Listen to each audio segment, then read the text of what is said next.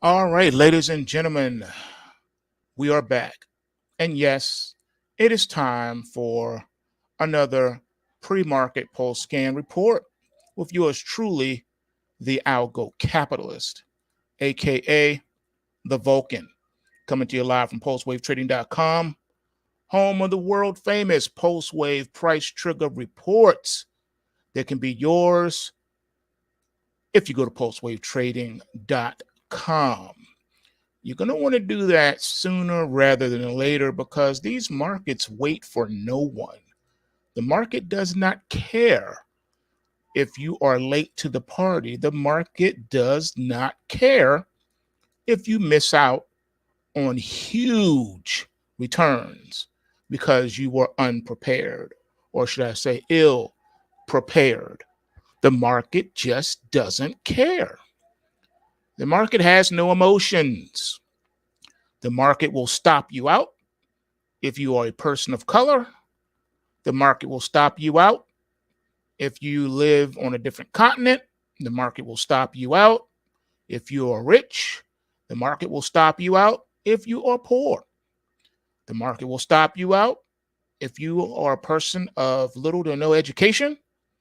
The market will stop you out if you are a member of Mensa and graduated top of the class at MIT. The market does not care. The market's job is to hurt as many people as possible. So if the market is falling, it wants to take as many people with it on that ride who are holding long positions. It's the nature of the beast. And we accept these things. We accept these challenges because with the risk, I should say, of unlimited loss comes also the risk of unlimited profit potential gains. So it's a trade-off. You're willing to risk in order to gain. No risk, no gain. We cannot do away with risk, but we can manage risk. Life is all about management, mitigating catastrophe. You check the weather before you leave outside when you're off to start your day. You don't just walk outside. You want to make sure that you have properly managed an unfavorable outcome of getting caught in the rain that you didn't know was coming, or getting caught in a blizzard because you didn't check the weather report. We do these things and we accept the risk. We still walk out the door, even though you know there are innumerable possibilities of catastrophic results. I see you there in the live. Yes, the reports are updated. Just refresh your browser. If you refresh your browser, you should be able to see everything on the dashboard. So life is all about trade-offs. We can't eliminate risk altogether, but we can manage risk, and we can put the risk of probabilities on our side, in our favor, if we're just willing to do just a little bit of homework, just a little bit of investigation. We can come to the knowledge of the truth. So even though there are innumerable possibilities when you walk outside that door, a piano could fall on your head, a meteor could crash into the earth and burn you up. You could be walking into a building where a bomb is set to detonate, and as soon as you open the door, you blow up. You can be caught in a crossfire of a shootout and be shot with a bullet. You could be robbed at gunpoint, knife point, or worse. Yes, ladies and gentlemen, there is something worse than being robbed at gunpoint or knife point, and that is being robbed at needle point. Someone walks up to you, sticks a hypodermic needle to your throat, and says, "Run your money, or I will push this unknown substance into your body." That is more frightening than anything. All right. Let's see here. Can you look at HNT and comment? Okay. Let me take a look see here. HNT. Oh, is that new security you was talking about the other day, right? That helium, right? Okay, let's see here. HNT. All right, nah, yeah, see, it's not even coming up in the Thinkorswim because it's new. So the powers that be are playing checkup. See, I just typed in the HNT, nothing's coming up. It gives the name, but there's nothing going on yet. If I come over here to the charts window and I'm trying to pull up the HNT, it's just going to do this. And it says NA, NA, NA.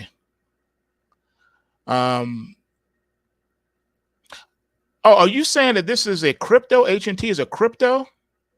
I'm thinking all this time it was an equity. All right, hold on. I didn't realize that. I did not realize that. All right, let's see what we can do here for you. Let me see here. So that's a crypto. Okay, that changes things, doesn't it? All right, let's see if it comes up here. Bear with me. I have a lot of screens and whatnot running. HNT. Still not coming up. Let me show you. So you don't so you know I'm not jiving you. All right, here's KuCoin. And you can see I just typed it in HNT. It's not coming up. So let me try something else. Let's try something else. Let's go to hold on. I know there's a way to do it. Okay, let's go here. I'm gonna open this up. I think because I'm in the futures part. So let me see. All right. Okay. Let's see here. Come on. All right. Okay. I got it. All right. So let's go ahead and type it in now. HNT. Still nothing coming up. You sure this is a tradable? You've oh, here it is. Okay, found it. All right. HNT, USDT, and BTC. All right, let's see. Let's go to the BTC and see what's up. See how liquid this thing is. Oh, what do you know? Okay. Yep, I'm on the spot now. You're right. It is in the spot. Okay. Wow. All right, so this one, it's definitely in a downtrend. I know that much. Let's see here. Let's pull up the daily chart right quick. Okay, this is new. Okay, I figured this was a new security. Yep. Okay. So this was obviously in a downtrend, but it's funny you made a spike here. You made a bullish pointer on the inception of this. That's going to have to be rectified at some point, but right now it is falling. So yeah, this is a bear market, man. This thing is not giving me any vibes, no rhythm, no bullish rhythm whatsoever. So yeah, this one's down. All right, let's see here. You want to look at KNC. All right, let's take a look at KNC real quick. KNC. All right, let's see here.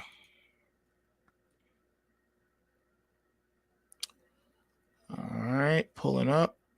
Oh, this is okay. This one looks new. Okay, they have this is the new USDT. So that's that. Now let me go back to the other one. I take it's more traded in ETH or Bitcoin. So let's see. I'm pulling up the ETH now just to see what it got. All right. All right. Yep. Here it is in ETH. In ETH, it is definitely in a bull market. Wow. Interesting.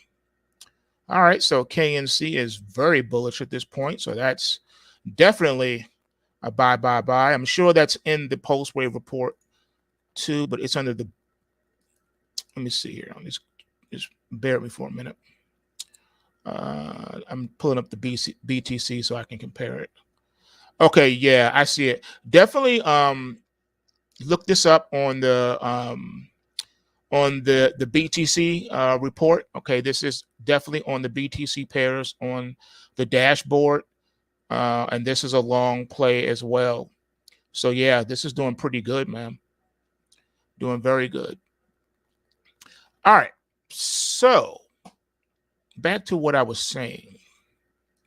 If you are a member of the Pulse Wave Reports, you definitely want to check last night's trade journal because I explain and go over some things in great detail so that you can understand what's going on in these markets. All right.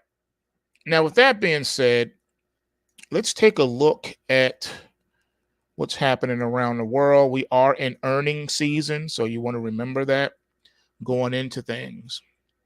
All right, so first things first, as you know, the U.S. is making moves to fill supply gaps in the absence of Russian crude, and American exporters are likely to set to play an increasingly important role to sustain oil supplies in Europe. That's what they claim. But as Russian oil slows down, the U.S. is so called ramping up. To help replace missing Russian energy supplies, the U.S. has supersized its crude deliveries to Europe using tankers double the normal size. But I thought that the docks and whatnot were in such of a glut that it's not an issue of supplies making it to their destination. It's the issue is, can you unload it once it reaches its destination? Because I thought the dock workers and stuff are just so busy, overworked, and undersized to handle it. Well, this month, a 2 million barrel supertanker delivered oil to from the U.S. to Spain for the first time since 2015, Bloomberg reported before making stops in Germany and the Netherlands. American exports are plugging the gap as the EU attempts to wean itself off Russian oil and as some buyers self-sanction from doing business with Moscow. Well, let's just keep it 100. They're not self-sanctioning. They know that if they don't do that, they won't be in America's good graces, and then that's when the bombs start flying, and that's when the occupations start happening. Now, as most European buyers are phasing down Russian crude imports, more replacement barrels are set to come from U.S. going forward. Now, likely underpinning the trend to bigger vessels, as chief economist said on Tuesday. Meanwhile, Russia's largest state-run oil producer, Rosneft, failed to sell 37 million barrels of its flagship Urals crude, and traders told Reuters Tuesday that the ratio of outgoing Urals seaborne exports to Europe has cratered from 90% to 50%. Now, a Polish news outlet reported Tuesday that Russia has halted gas shipments to Poland, signaling a retaliatory measure by the Kremlin against the EU. European gas prices soared as much as 17% following that news. In other news, U.S. stock futures have reversed some of yesterday's losses. On Tuesdays, traders weighed renewed COVID-19 concerns in China, as well as fears on inflation. But you guys who follow the Pulse Wave report knows that none of that news makes any sense and has nothing to do with the market. The truth of the matter is, as I showed you in last night's end of day report, these markets have been bearish for some time. This is just not an event that just fell out of the sky yesterday. They want to make it seem like we've been in a bull market and never had a pullback or correction, and then all of a sudden yesterday, prices fall out of bed. Well, you guys know better than that. Now, of course, we got earnings on deck. We got Aflac, we got Amgen, we got United Bank Corp, and Boeing all reporting today. So you may have to ask yourself a question. Where do we go from here? Okay. Now, the big challenges that have spooked investors are now priced into stocks, so they say, paving the way for a rally, according to RBC. The firm's head U.S. equity strategist said stocks may retest their lows from last month, but double-digit upside for the rest of 2022. That's a possibility. That's a possibility. Depends on how busy the Fed is. Are they even going into the office? Are they reporting to work? Are they turning on their computer and logging into their trading account and buying equities? That's the only way I see it going up. But, they have their hands busy right now trying to prop up the bond market. Well, Big Short investor Michael Burry applauded Elon Musk's Twitter purchase.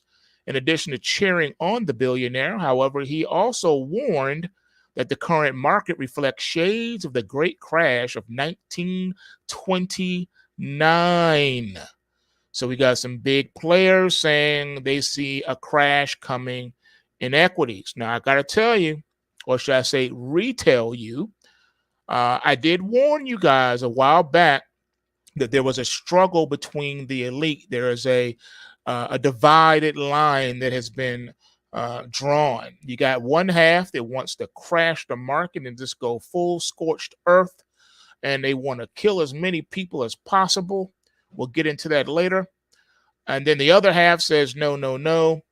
Let's rebuild. Let's build back better.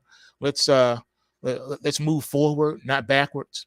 So there is a power struggle, and I'm sure you guys have peeped game already. Tesla dropped Tuesday as investors' biggest Musk tweeter deal, but Ford also caused a stir in the EV market.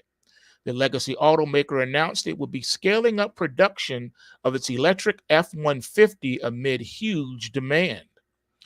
Palm oil price reversed after a Monday spike after Indonesia said its export ban will be less severe than feared. The surprise ban earlier in the week had sent prices of edible oil skyrocketing. Prices then fell on the news that Indonesia will only halt certain exports. A 30-year-old property investor and wholesaler who is financially independent explained how to build wealth through his real estate investing. Implement what you learn immediately, he said. But I have to caution you that I did show you those charts of real estate holdings, right? Real estate stocks. Well, the housing stocks are still bearish and still struggling. So take that with a grain of salt. Goldman Sachs U.S. chief economist shared numbers to explain whether a recession will be necessary to tame skyrocketing inflation. David Merkel broke down 6 charts that tackle supply chain disruption, wage growth, and the link between inflation and recessions. Well, I have to tell you, it's a little bit too late for that. That ship has sailed. Americans are spending nearly a third of their income on mortgages. That's the latest share since 2007 and up 24% at the end of 2021. That is pretty bad, to say the least. But there's a lot of bad news going on, ladies and gentlemen, and it would take hours to go into all of it. But suffice it to say, the world is on fire, and someone needs to put it out, right? Speaking of fire, did you know that on top of everything else that's going on in the world today, the drought and more drought is on the way for the Western United States? Yeah, man, the U.S. seasonal drought outlook looks pretty bad for the western half of the United States, starting at the Midwest and going all the way to California and into Washington State. And yeah, it's not looking good at all. Not looking good at all. What is the role? Well, here is something like this.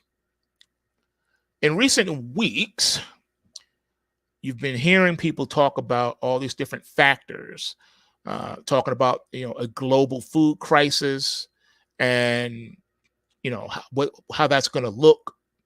And you've been hearing about U.S. seasonal drought outlook. It's not the first time you heard it. And you've been hearing of all the alarms raised by the National Weather Service. And nearly 50% of the continental United States will either see drought conditions persist or intensify in the coming months.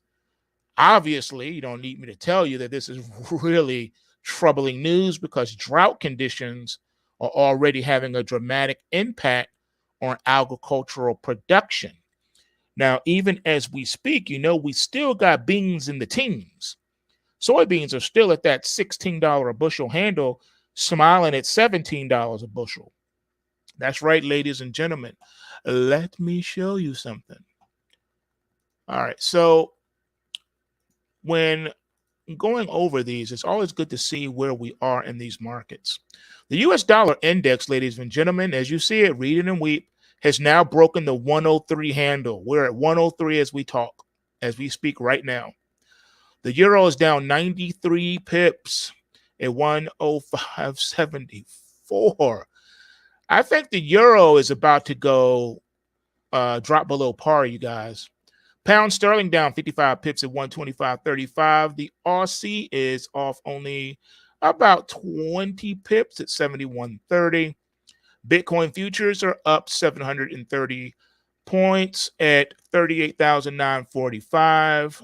Ethereum futures are up 35.5 points at 28.72 even. Crude oil is off 73 cents at 101.01. Nat gas, man, is beasting right now, up about 10 cents at $7.08. Gold futures off $2.80 at $1,901.30 an ounce. Silver, high-ho silver, is up 7 cents at $23.66 an ounce. Dow futures up 218 points at 33,378. E-mini NASDAQ 100 futures up 25 at 13,041 even. E-mini S&P 500 up 15 and a quarter points at 41.85 and 3/4. Russell My Hustle up 4.5 points at 1893.70. The long bond is up 12.30 seconds at 142 and 27.30 seconds. Soybeans up 11 cents at $16.83 a bushel. Corn down 1 at $8 a bushel, and wheat right now is down 8.5 cents at 10.86 a bushel. So that's a indication of where we probably will be heading. It should be noted though that right now the beans are the only grain that's positive right now. Corn and wheat are lagging a bit this morning. Now, with that said, at this point, the U.S. Department of Agriculture is telling us that just 32% of all winter wheat in the U.S. has either a good or an excellent rating. So only 32% of winter wheat crop in the United States received a good or excellent rating from the U.S. Department of Agriculture, known as the USDA. Now, while this represents a slight increase of 2 points compared to a week ago, the figure is far behind 2021's 53% rating, illustrating just how bad America's wheat crop is due to persistent drought conditions in many areas. I'm going to let you know straight off the bat, I think the commodities markets are really slow to factor in a lot of that panic, but I think as we go, as the days roll on, I think the back end of these, the back months, these futures contracts are just going to be just gapping up. So that's why I'm slowly building a position in soybeans, corn, and wheat. I'm doing it on the equity side instead of the future side because they still have restrictions up. They won't let you touch the wheat. You can only liquidate positions. You cannot enter new positions. So you can buy SOYB ETF for soybeans, CORN for corn ETF, and WEAT is the wheat ETF. And you can buy as much of those as you want. And you don't have to worry about any restrictions because I'm telling you, this thing is getting a little ugly and it's going to get bad. And Those stocks are dirt cheap right now. Soybean ETF is it closed yesterday at $28.41. Corn closed at $29.68, and wheat closed at just $10.88. Yes, those are on the Pulse Wave report, and you will be wise to follow those. All right.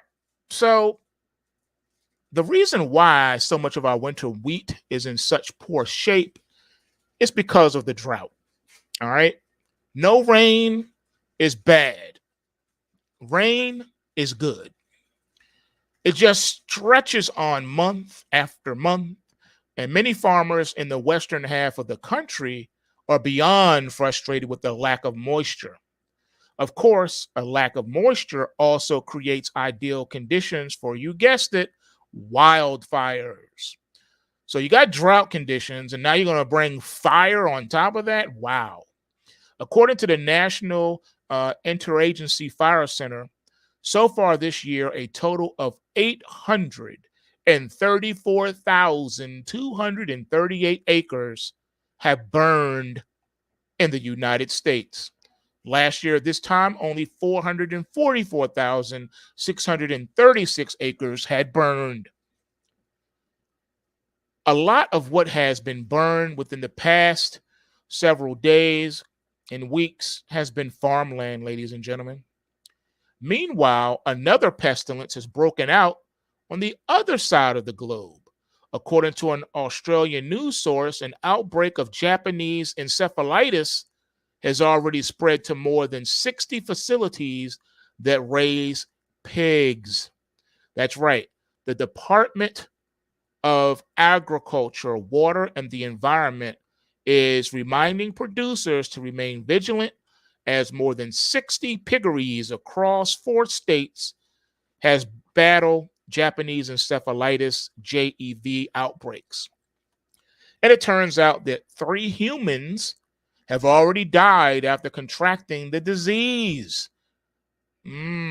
Already this year, 3 people have died from the virus, and there are more than 60 piggeries with infected herds across New South Wales, Victoria, Queensland, and South Australia. You don't need me to tell you that that isn't good at all.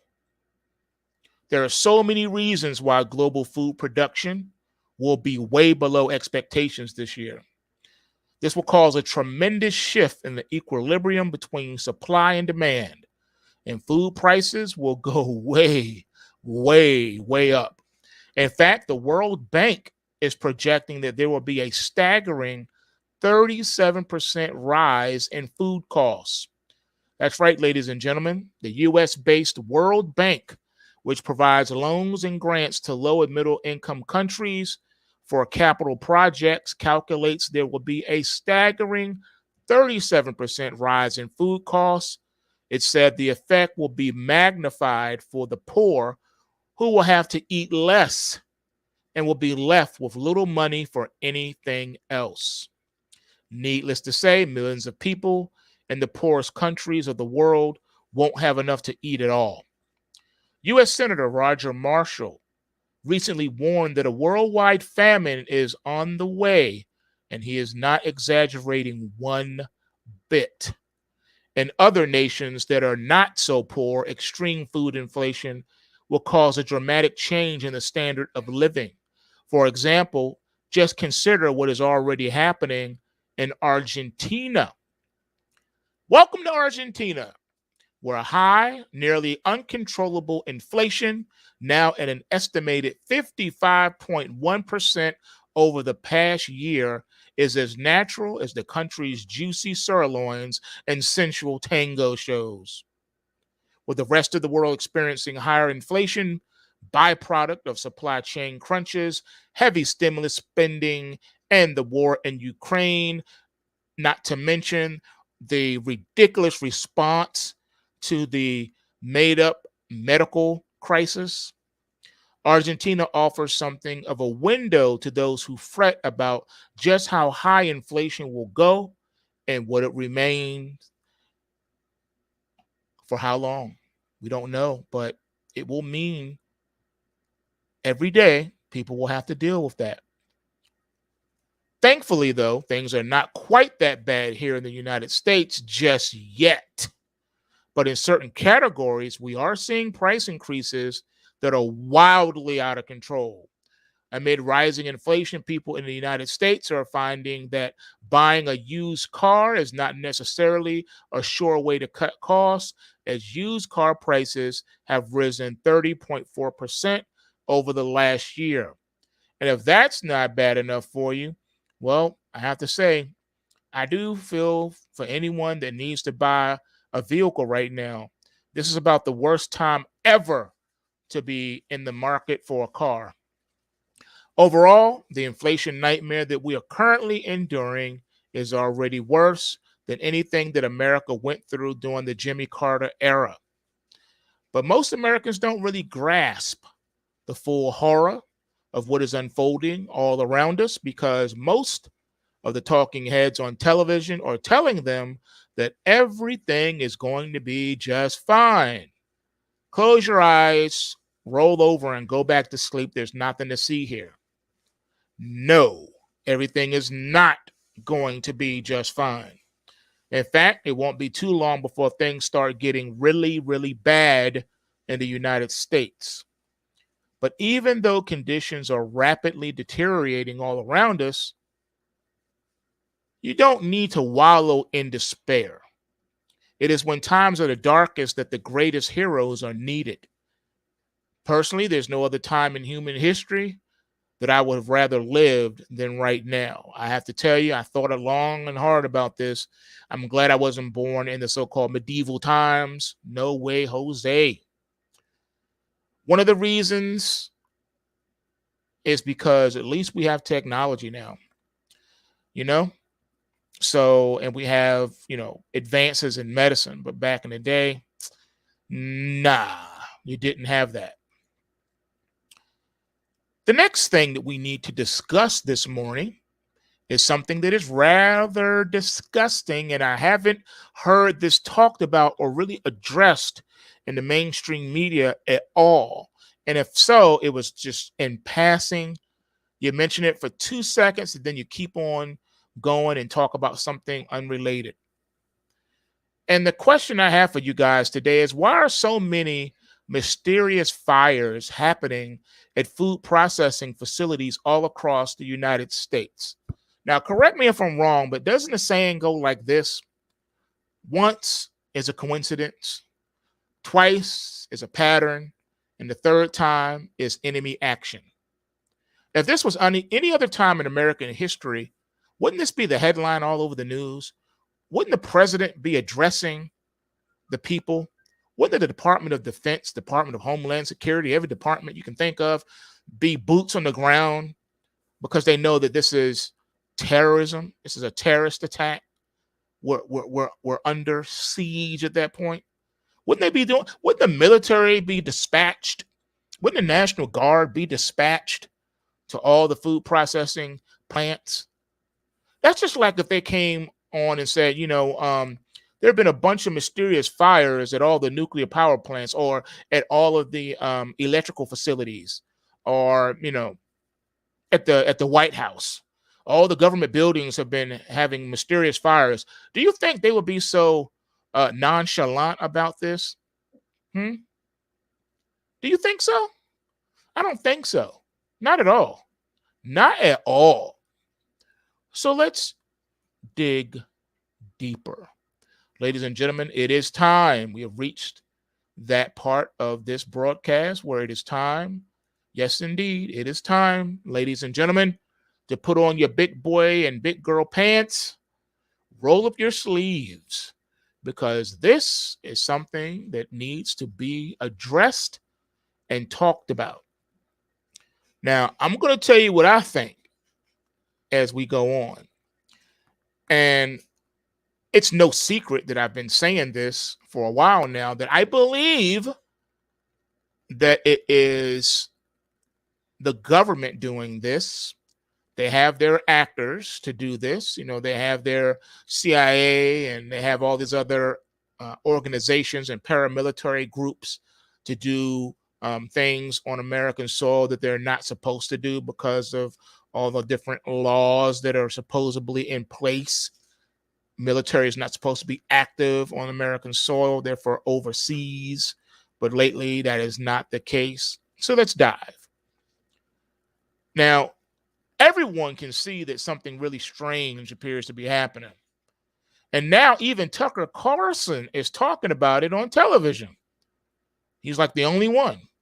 For months now, unusual fires have been erupting at important food industry facilities all over America.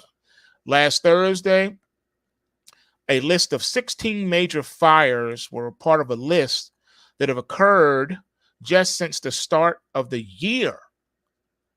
16 major fires starting at the beginning of the year. Remember what I said to you guys.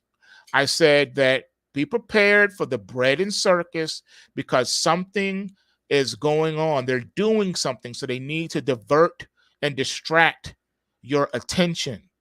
So when the slap heard all the way across the world didn't really do what they wanted it to do, they had to come out now with more bread and circus situations. So now they threw in Johnny Depp.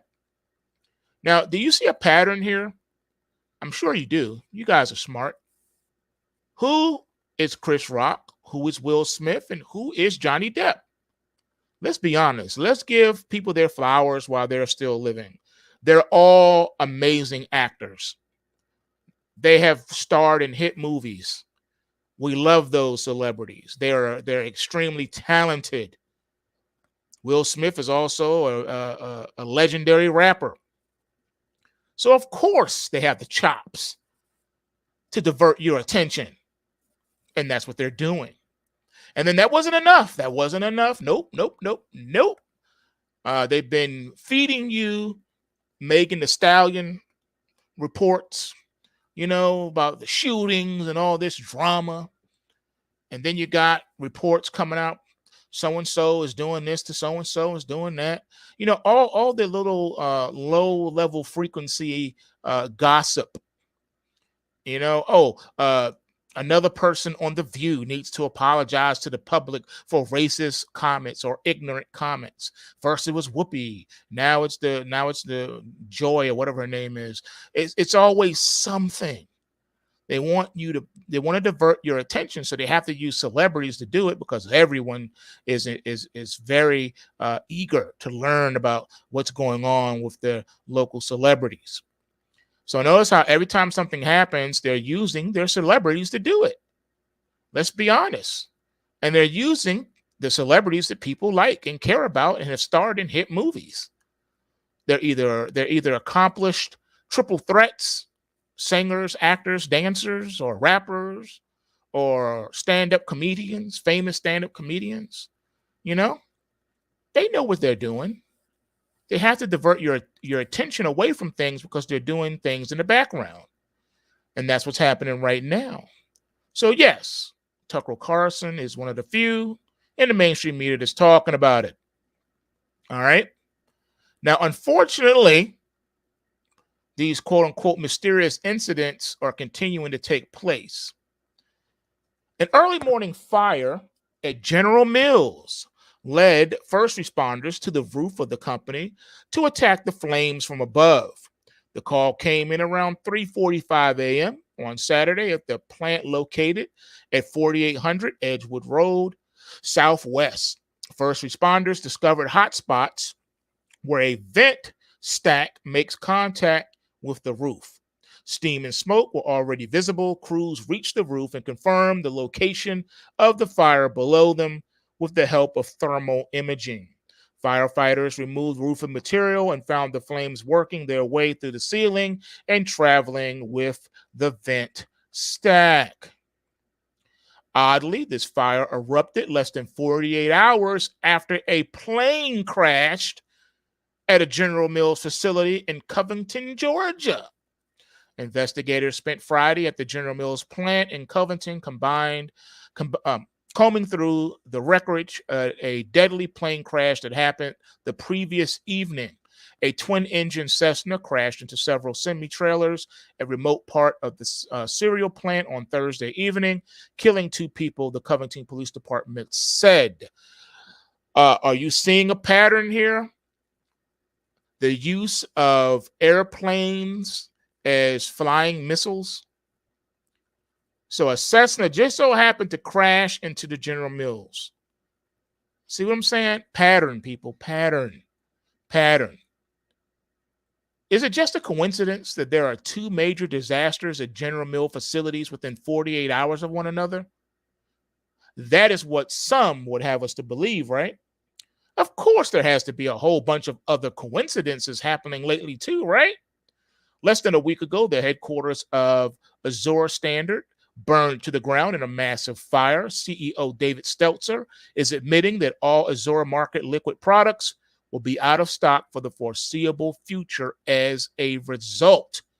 Quote, for our customers, 3 primary product groups are affected due to the destroyed automated liquid pour facility, fruit packing facilities, and care products facilities.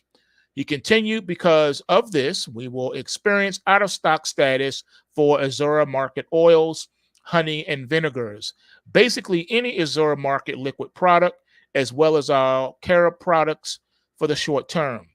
We're not yet at fruit harvest, so no immediate impact will be experienced from the loss of our fruit packing facility. None of the products we distributed for our vendors will be affected, he concluded. And just a few days before that, a 4-alarm fire, not 1, not 2, not 3, but a 4-alarm fire destroyed a very important food processing facility in Salinas, California. Authorities Thursday lifted all evacuation and shelter-in-place orders in an area of Salinas where a 4-alarm fire sparked a day earlier at a food processing plant, prompting fears of a possible explosion and hazardous plume of ammonia, city officials said. The fire was initially reported at about 7:15 p.m. Wednesday at the Taylor Farms processing facility on Abbott Street and prompted an order early Thursday for evacuations affecting an estimated 2,700 people and a shelter-in-place order affecting an estimated 35,000 people. If these were isolated incidents, perhaps we never would have been taking notice of them, right? But they aren't isolated incidents. In fact, fires have been mysteriously erupting at America's food processing facilities for many months. This is absolutely not coincidental, ladies and gentlemen. No, no, no. It is not. It is not. You can't make this stuff up. It happened. Roll up your sleeves, ladies and gentlemen. Monday, April the 18th, 2022, Azure Standard headquarters in Oregon, fire. Wednesday, April the 13th, Taylor Farm, Salinas, California, fire. Wednesday, April the 13th, 2022, Gem State Processing Plant in Idaho, airplane crash. Monday, April the 11th, 2022, East Conway Beef and Pork in New Hampshire, fire. Thursday, March the 31st, 2022, Rio Fresh in Texas, fire. Monday, March the 28th, 2022, Marco B.A. Food Pantry in Arizona, fire. Wednesday, March the 16th, 2022, Walmart Fulfillment Center, Plainfield, Indiana, fire. Same day, Walmart Fulfillment Center, Plainfield, Indiana, fire. Sunday, March the 13th, 2022, Hot Pockets plant in Jonesboro, Arkansas, fire. Monday, February the 28th, 2022, Shearer's Foods in Hermington, Oregon, boiler explosion. Tuesday, February the 15th, 2022, Bonanza Company in El Paso, Texas, fire. Thursday, February the 3rd, 2022, Wisconsin River Meats in Mouston, Wisconsin, fire. Tuesday, February the 1st, 2022, Harper's Market Poultry Plant in Hamilton Mountain, fire. Friday, January the 21st, 2022, potato plant in Warden, Washington, fire. Friday, January the 24th, 2022, Cargill Nutrina feed mill in Loncompeat, Louisiana, explosion. Saturday, January the 1st, 2022, Van Drunnen Farms in Maminitz, Illinois, fire. Sunday, December the 12th, 2021, Westside Food Processing Plant in San Antonio, Texas, fire. Saturday, November the 20th, 2021, Made Right State Company, Kansas City, Kansas, fire. Monday, September the 13th, 2021, JBS USA in Nebraska, fire. Tuesday, August the 24th, 2021, Paytech Meat Processing Facility in Cobb County, Georgia, fire. Sunday, July 25th, 2021, Kellogg Company in Memphis, Tennessee, fire. Tuesday, January the 12th, 2021, Deli Star Meat Plant in Fayetteville, Illinois, fire. And last but not least, fire. August the 9th, 2019, Tyson's Food Inc. in Kansas, fire. Ladies and gentlemen, that is no coincidence. It keeps happening. And this, in the face of a supply chain crunch, it's bad enough that this is happening at all, but happening during a period after the lockdowns. You've already taken the global economy and halted it, picked it up, body slammed it, put it in the DDT, figure four leg lock, clothesline, all of that. This is what you call a conspiracy in your face. You cannot deny it. It's in your face. How do you deny something that's happening in your face? You can't. You can't. Strangely, the latest fires happened during the same week that the FBI admitted that America's farmers are now being specifically targeted by ransomware attacks. So it's bad enough you bring the economy to a halt. Then on top of that, you jack up the supply chains. Now you're going to hit them with ransomware attacks. And if that wasn't enough, you're just going to light the places on fire. Really? That's right. A new warning right now for local farmers. The FBI says you need to be on alert for ransomware attacks, as KDKA money editor John Delano explains. Those attacks on farmers could impact the rest of us at the grocery store. Whether it's a dairy or poultry farm, a cattle farm, or a farm that grows grain, farming is a key part of Pennsylvania's economy. If you ever driven through Pennsylvania, you know that that is a true statement. Mad farms. All right. Also a large, Amish and Quaker community there as well. Beautiful farms. Could there be some relation between these two stories? For now, the FBI is not saying. Now, I got to tell you, the FBI is a very unique government agency. The FBI is one of the agencies that employ the smartest people in the world. Okay? Their analysts are over the top. Their investigation skills and abilities are over the top. Everyone is aware of David Pilatus at Mission 411.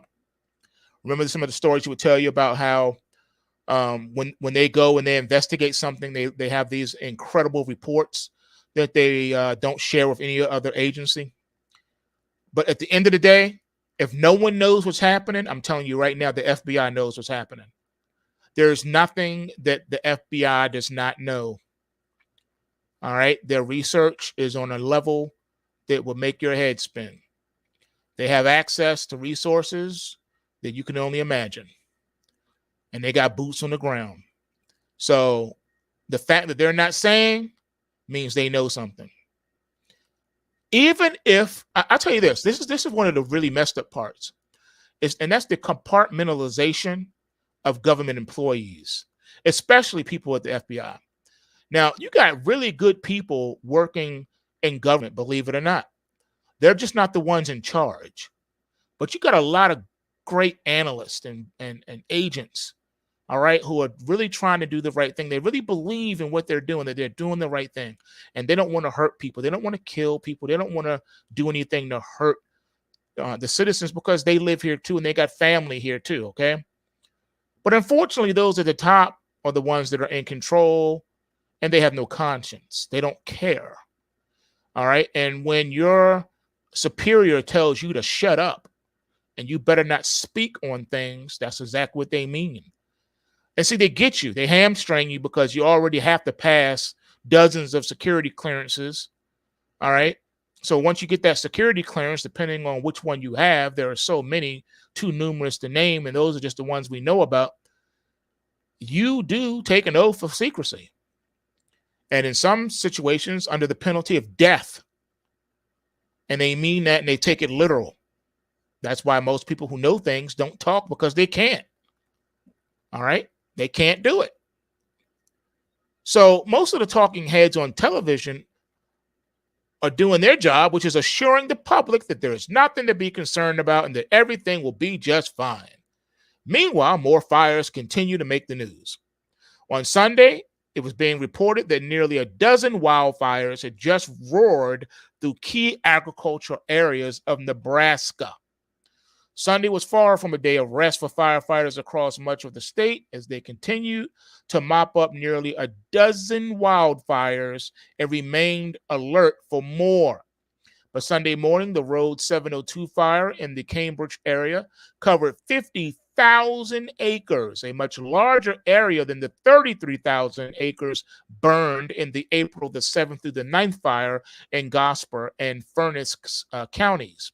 A management team from the Rocky Mountain area took command of the battle at 7 a.m. Sunday morning. So while most people were sleeping, they were out fighting fires. And a total of 20 wildfires are ripping across New Mexico. New Mexico Governor Michelle Lujan Grisham has signed emergency declarations as 20 wildfires continue to burn Sunday in nearly half of the state's drought-stricken 33 counties. I mean, come on, man. You gotta know something is not right here. Okay. To attack the U.S.'s food supply, really? Who would be so full of satanic energy to do something like that? All right. UN officials are warning that we are headed into the worst global food crisis since World War II. And that was before all the fires and before all the other nonsense. This is just a result of the lockdowns. And then you add all this on top of it, unspeakable. Do you remember when millions of people died of starvation in the 1980s? And there were endless appeals on television asking us to give to the hungry? Well, authorities are telling us that what is coming is going to be much worse than that. Remember all the children with their stomachs distended, poking out, and them swatting flies off their faces? And they were asking you, they say, just 12 cents a month can feed 1 million people. You know what I'm talking about. You remember those commercials.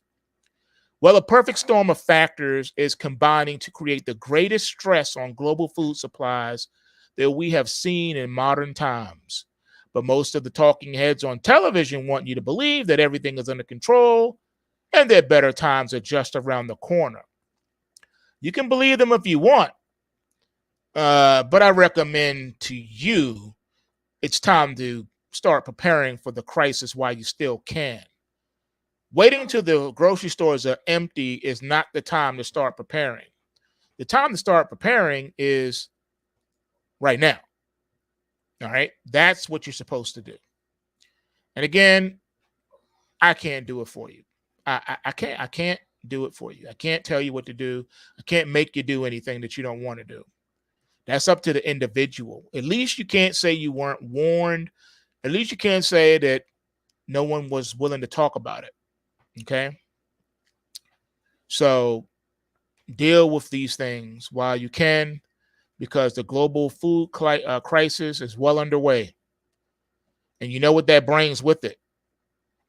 Well, if that wasn't enough, first of all, we talked about drought so far this morning, right? And that's a big stress. Then we talked about sabotage at the food processing plants. That's horrible. Then we talked about ransomware attacks at food processing plants, which is even more of a stressor. Then we talked about wildfires in the areas where food is grown, which is even worse. Then we talked about supply chain crunch issues, which is even more trouble. But did you know there's something else that is even more troubling? It's one thing to have a drought. Obviously, in a drought, you can't grow nothing. You need rain. It's also bad when you're lighting places on fire and setting wildfires in places where crops are located. All those things are horrific. Ransomware attacks are also horrific, right? We agree it's horrific. It's not a good thing, not at all. But then there's another issue, and this is the part that is extremely messed up. I mean, extremely messed up. Like bad, bad, bad. Because even if you were able to cure all of those issues and make them go away, like snap of the finger, gone, no longer a problem, nothing to see here type thing, even if you were able to do that, there's something even worse than all of that. Yes, you need rain. See, Paul, why are you going to steal my thunder, man? Huh? Why are you going to do that to me? Huh? You're stealing my thunder. You jumping ahead. I was just about to bring that in. But yes, you were right. And that is the fertilizer issue. Ladies and gentlemen, at this moment, food prices all over the United States of America are at incredibly low levels. I know what many of you must be thinking. You must be thinking that I'm talking backwards because food prices have been rising at a very rapid rate all over the country. But when I say the food prices are at incredibly low levels, I'm not comparing them to where they were in the past. Rather, I'm comparing current prices to where they were and where they will be in the future. Yeah, things are bad now, but food prices will be much, much higher a year or two from now. All right. That's the issue at large. All right. Deal with it. The global fertilizer crisis certainly isn't going anywhere. If anything, it is only going to intensify. That's right, ladies and gentlemen, intensify. The same thing could be said about the war in Ukraine. Peace talks are absolutely dead, and so it looks like fighting between two of the most critical bread baskets in the world will continue for months to come. Meanwhile, the bird flu pandemic continues to wipe out millions of chickens and turkeys all over the world. We have never seen a perfect storm quite like this. But of course, some of the factors that will be driving up food prices are entirely self-inflicted. For example, the Chinese government didn't need to lock down nearly 400 million people in a desperate attempt to prevent the spread of the medical condition. The past 2 years have provided ample evidence that such lockdowns are quite foolish and criminal. But the Chinese went ahead and did it anyway. As a result, there are now hundreds of commercial ships waiting impatiently off the coast of Shanghai. And I do mean hundreds. Hundreds. Just unimaginable. Unimaginable. Those are giant cargo ships that bring stuff across the Pacific Ocean to the United States. If the Chinese don't loosen up, many of our store shelves will become quite empty in the months ahead. And it's just not commercial ships that are setting idle.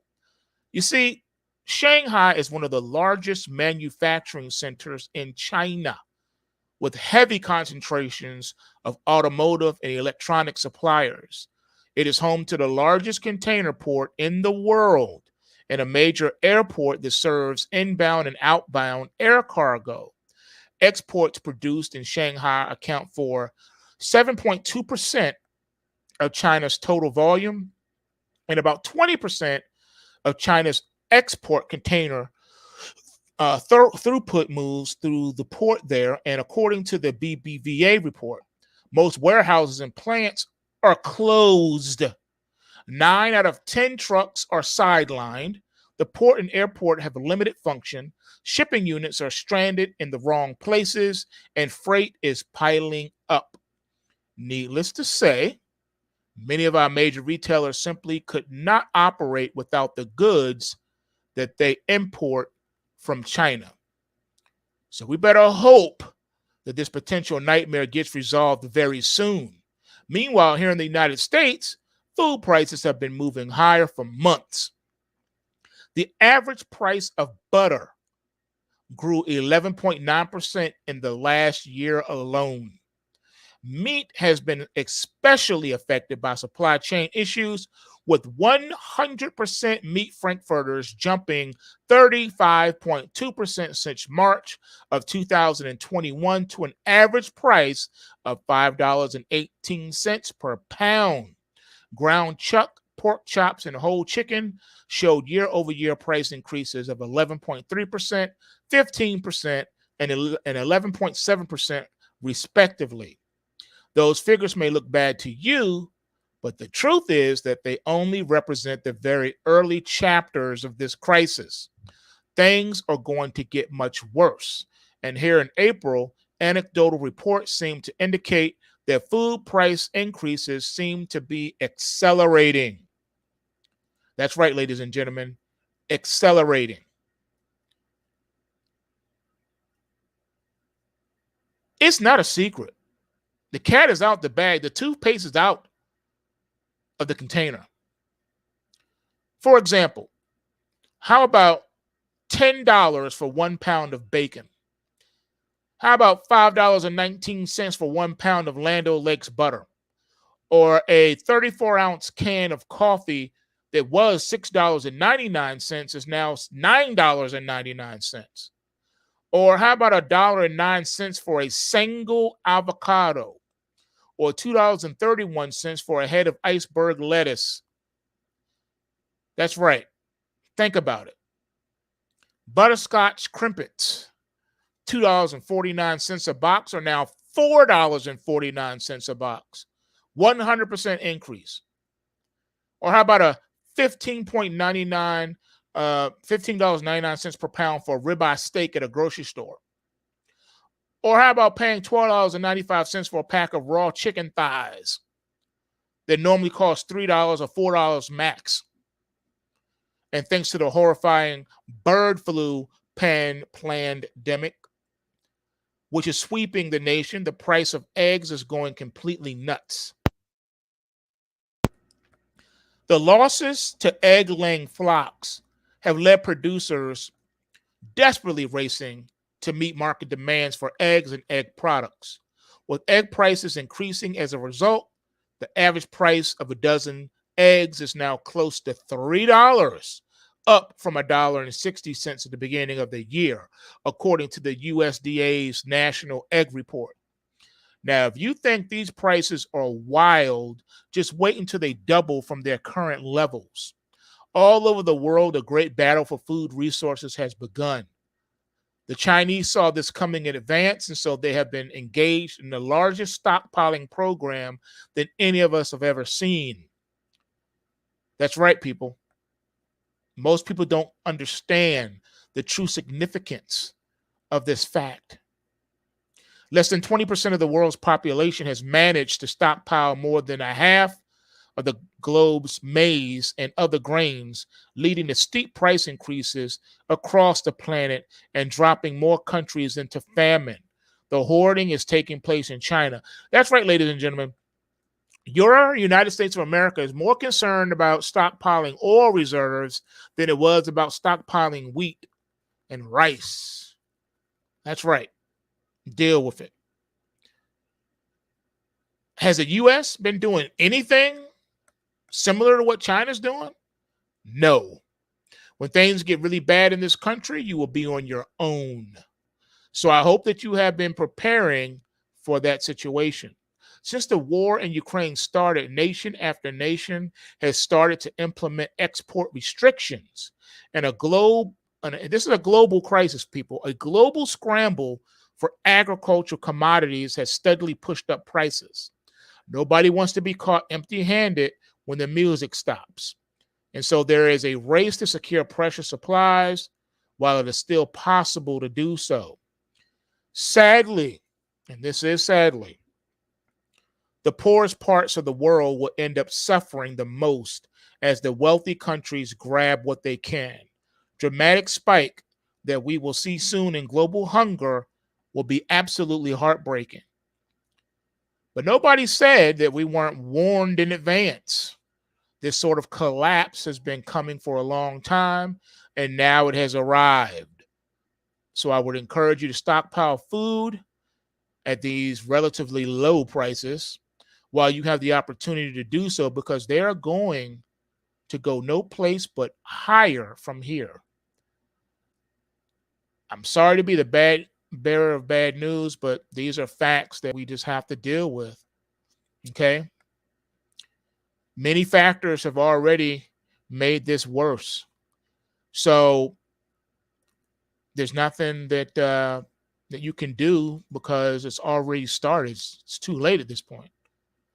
I'll tell you what's going to become of this. Now, there was a fellow back in the day, and this is like around 2010. 2010. He was warning of a grain crisis. He was telling everybody about how the grains were not the way they said that they were as far as the storage. He said that the stockpiles were way, way, way, way down. And I don't think anyone was ready to hear that. Because at the time there was no evidence, no real, experiential evidence to back that up. So I'm gonna say that he was just a decade too quick. But that obviously he was telling the truth. All right, stockpiles are down.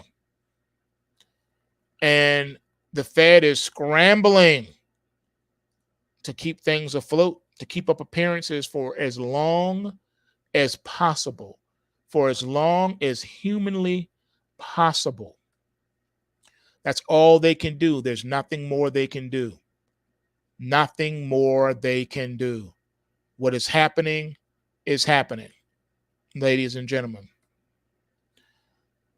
So the question is, what are you going to do about it as an individual? Because you are on your own. Your government's not going to be there to rescue you. The government is not coming to the rescue. They're just not doing it. Okay? Anyone who is a person of means is going to be targeted in the days, weeks, and months to come. So here's my advice to you guys. Those of you who have been thrifty, who have been, prepping and all that good stuff, you're going to have to start making it look like you're just common folk. If I were you, I would park that BMW, that Mercedes, that Jaguar, that Tesla, that Lamborghini, that Porsche, that Ferrari, that Bugatti. I would park it in the garage and drive the Hoopty instead. Drive the Toyota or the Honda. All right. And those of you that like to floss with all the truck jewelry, the big dookie ropes, diamonds all shining and sparkling on your hands and on your wrist and around your neck, and those fronts and gold and platinum diamond encrusted fronts you got on your teeth, take all that off. Take all that off. And those expensive Yeezys you wearing on your feet, those expensive Jordans and all that. Time to just pull out the regular, start wearing some New Balance or just some regular Nikes. All right, that's what you do. Any fly clothes you got on? Nah, ladies, take off the Donna Karen. All right, take that off. Take off the designers. All right, leave that bag at home. Leave the Gucci and the Fendi and the Louis Vuitton bags at home. Leave the Prada bag at home. Take off those Nola Blahniks. Take off those red bottoms. Put some Nikes on. You'll be all right. Or some New Balance. Your feet will thank you. Your feet will thank you. All right? The time to be flashy is over. When you leave out the house, you want to look as plain as possible. You want to look as poor as possible. All right? Non-threatening as possible. Because if you don't, and you get caught slipping, you can become a victim. All right? They're going to put that 9 to your dome and say, run all of it. They're going to strip your butt naked. They're going to take off the underwear and the socks too. All right? Straight up. They're going to jack the car and jack you. And when things get really bad, they're just going to wait for you to come out the grocery store and rob you right there in the parking lot, or follow you home and rob you as soon as you get to your parking space, or pull up in your driveway. It's going to be bad, people. It really is. That's a good question. Paul in the live chat wants to know, do I think that all the gyrations the Fed and the banks are going through boils down to the food? In a way, yes, because the banks are what finance the processing plants, right? So yeah, this is going to cause a ripple effect in the banking sector, which is already struggling. I showed you guys the bear market charts of the biggest banks, Bank of America, Wells Fargo. I showed you all those charts in the end of day report. You tell me. And of course, this is going to hurt the insurance industry too, because the insurance industry is going to have to cut checks for all of these fires and all these damages. All right. All right. Yeah, I hear your argument about people needing to leave the cities and go into the countryside. That's easier said than done. I'm going to tell you why that's not practical for most people. Because most people, one, can't afford it. They can't afford it. For them, the inner city is way more cost effective than coming out to the country or the suburbs. It's expensive. This ain't 50 years ago or 100 years ago. Do you know how expensive that farmland is out here in the country? Do you know how expensive housing is out in the country? Out in the burbs? Are you kidding? Most of the school teachers, firefighters, and law enforcement people have to live outside of the jurisdictions where they work because they can't afford to live in the suburbs. They can't afford to live out in the country.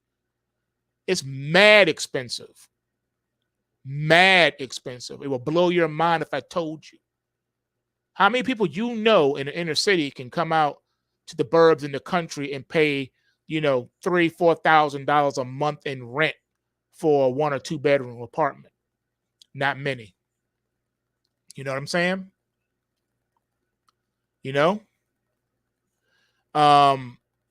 Also, I gotta tell you, man. Now it's just what I'm trying to tell you. The cost of living, it depends on when you say city, what city you talking about and where do you live in the city. If you live in the projects in the city, then you can't afford to come out to the country in the suburbs. But if you live, like in the top districts like Park Avenue in New York City or something, then yeah, you can afford to go wherever you want. But I'm not talking, but see, you don't represent most people. All right.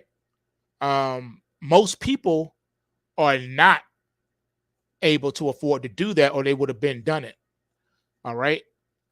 Not to mention, I got to tell you another factor why people can't come out to the suburbs and to the country. There's no housing. You'll be lucky to find housing. It's not happening.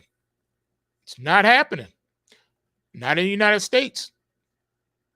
There's a housing crisis. That's why they're trying to scramble to put money together to build more apartments and more housing. All right? It's a problem, folks. There's a reason why the United States is collapsing as an empire. I did warn you guys years ago about the death of 1,000 cuts, and that's what's happening. All right? And we know why it's happening.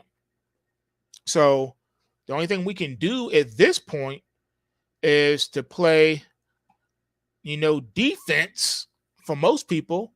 Hopefully you can get to a point where you can just play offense, but right now it's all about defense. Okay?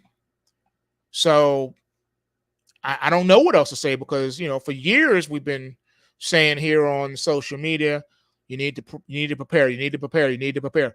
How many times have I said it on the post wave reports, whether it be the pre-market post scan or end of day report or special daily broadcast? How many times have I said, everyone under the sound of my voice, do this right now while you still can? And what was that do this I told you to do? I said, you need to go and open yourself up a trading account somewhere, anywhere, whether it's a brokerage account at Thinkorswim or Interactive Brokers or one of the crypto places where they let you trade crypto and futures and Forex and all this other stuff. I begged you guys. I've been begging people to do that for 10 years.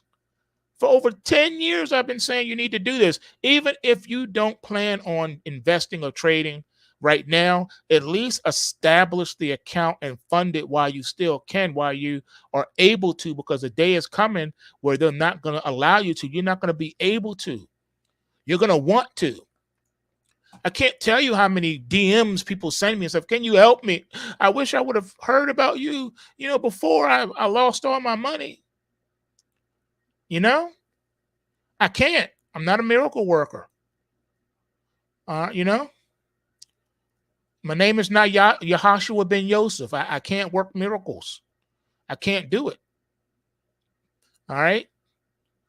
You need to holler at him if you need a miracle, because I can't do miracles. Yes, the pulse waves are powerful. Yes, they are the most robust, amazing investing, trading tool ever to appear on planet Earth. Yes, I back that 100%. But I still can't do miracles. Don't come to me saying I got $5. Can you turn the $5 into $5 million for me real quick? No, I can't. Nobody can. No. Don't try to do things all at once overnight. You're supposed to do things in stages. Slow and steady wins the race. I do the broadcast today not to scare people, but just to explain to you where we are and what's going on, because some people are just not privy to it for whatever reason. And that doesn't make you a bad person. This means that, like all people, we all have pockets of ignorance. To be ignorant is not a bad thing. To be willfully ignorant is a bad thing. But just the fact that we are ignorant on subjects, that's just being human. We're not computers. We're human beings. So, of course, we all have pockets of ignorance, things we don't know. But you can be educated. And, when you hear wisdom, you should do your best to act on it. Now, I know there are those that say, well, what about me? I'm on a fixed income, or I'm on public assistance, or whatever, or I'm on disability. Like I said, it doesn't take a whole lot of money to start investing.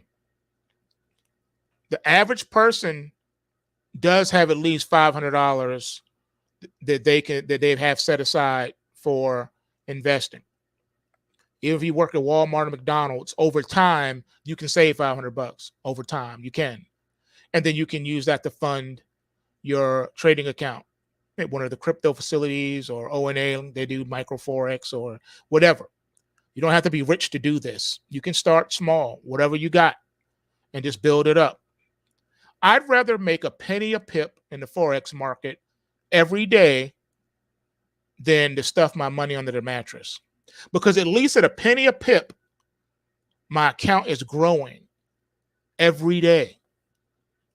That's more than you will get paid by your bank. If you put $500 in your bank right now and say, "Hey, I'm gonna buy a $500 CD, or I'm gonna put $500 in my savings account," at the end of a year, you'll still have the $500, and that's it. 0% interest. But at least if you can make a penny a pip, a penny a day, a pip, that's 365 pennies, which is $3.65 on a $500 account at the end of the year. At least your money grew. It didn't just sit there.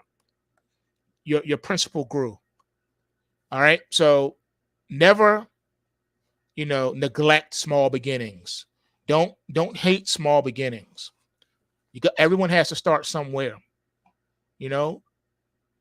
There are tools at your disposal. At Post-Wave Trading, we got mad tutorials, telling you and showing you how to do everything. You don't have to go it alone. But this is the time, man. The time to prepare is before the bad things start happening, because then, things tend to get out of control. And at some point, unfortunately, things will get away from us, and we won't be able to do a lot of things that we can do now. So don't take, this time for granted. Do what you can.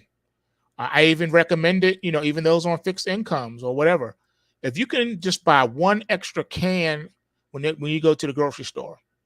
If you go to the grocery store 4 times a month, that's 4 cans a month that you're able to set aside. And they're 12 months in a year. That's enough food right there to last you a couple of weeks at the end of a year. All right? Yeah, man. Build that ark before the flood. And then you said, but it is raining. Yeah, it has already started to rain. Yeah. You're right. You're right, man. You're right. So the time to prepare is now. I mean, I don't know what else to tell you. Seriously, I don't. I'm doing my part. I stay in my lane. I don't try to go into lanes I know nothing about. I stay in my lane. I can speak authoritatively on the subject of my lane. I can't speak about other things. I just know what I know. And what I know is how to invest and trade in these financial markets, even though they are rigged and fixed, in the government's favor.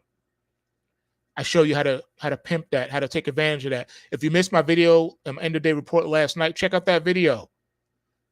Over 1,000 pips in a week. 1,000 pips in 1 week with one trade. Not day trading, not going in and out of the market a million times a day. One trade, 1 week, 1,000 pips. If I can do it, you can do it. Okay? Anybody can do it. I'm not the sharpest tool in the shed. Okay? I'm not. I'm just an average dude who has been blessed with a gift, and that's the pulse waves. Took me a lot of hell I had to go through to get to where I am today. There were a lot of obstacles in my way and a lot of people that did not want me to do this. I was even threatened with doing this. Threatened. They tried to make me and force me to stop. They didn't want me doing this. You have no idea. They don't want you playing in their sandbox, but they can't stop you either. Do what you need to do. Handle your business, man. And the rest is up to the Most High. But at least you can lay your head down at night knowing that you did the right thing every day. If you just do the right things every day, the results are the Lord's. They're not yours. You can't control any of that. Forget all that saying, well, I'm the captain of my own ship, and I'm in control. And I dictate. I pick myself up by my own bootstraps. Blah blah blah blah. All that that's a lie. All that is a lie. No one is an island unto themselves. Nope. And sometimes the best laid plans can end in ruin. And you hear people say, well, hard work always pays off. No, hard work does not pay off. You can work really hard. How many millions of people throughout history have worked very hard, worked themselves to death, and died in obscurity and poverty? Working hard is not the way either. No, the way to financial freedom is through investments, through trading. That's the way to financial freedom. They don't want you to know that. See, they told you that your house was the gateway to financial freedom. They lied to you. They made you think that housing would always increase and be ahead of inflation. They lied to you. Remember 08 and 09? People were offloading their houses at a big loss. People lost everything. They lost all of their down payment. You got to think about that. How, I wonder why that is, right? Yep, everyone has a plan until they get punched in the face. Exactly. We live in a fallen universe, a fallen world, so we're not in control in what happens. All we can do every day is get up and do the right thing every day. You know, knowing that you did exactly what you're supposed to do every day.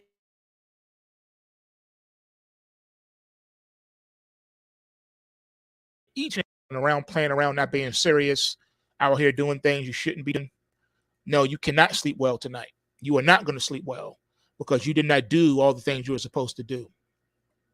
You understand what I'm saying to you? So just make sure you're doing the right thing every day, man. Win, lose, or draw. At least you can say, hey, I tried. I did what I was supposed to do. So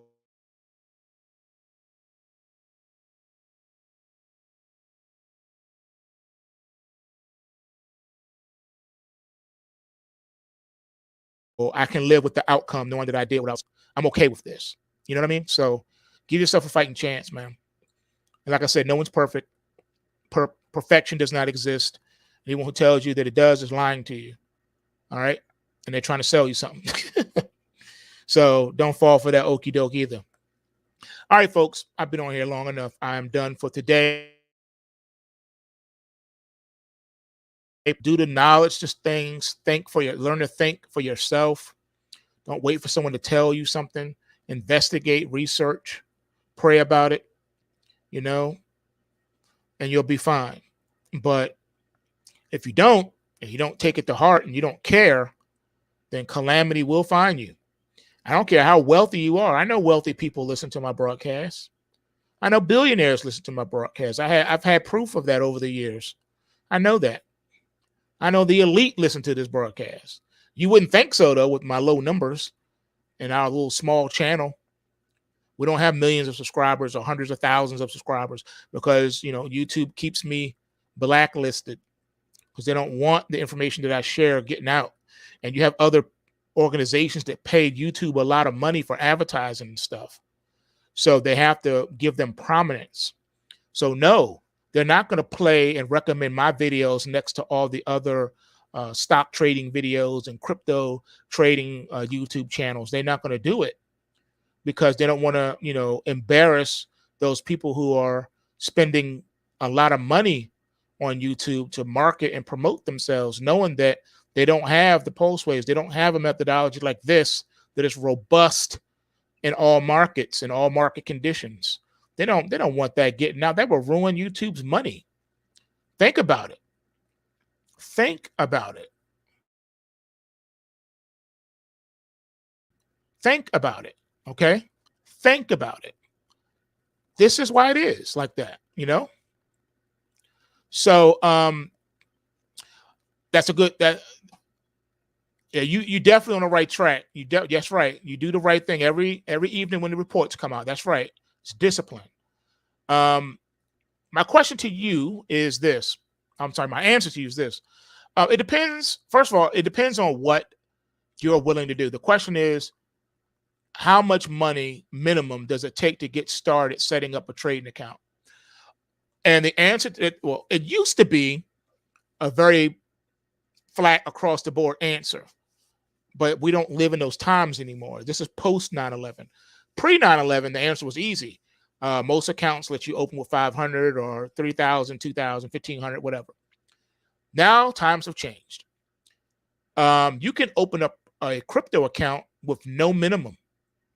No minimum. You can fund it with whatever you got. It don't matter.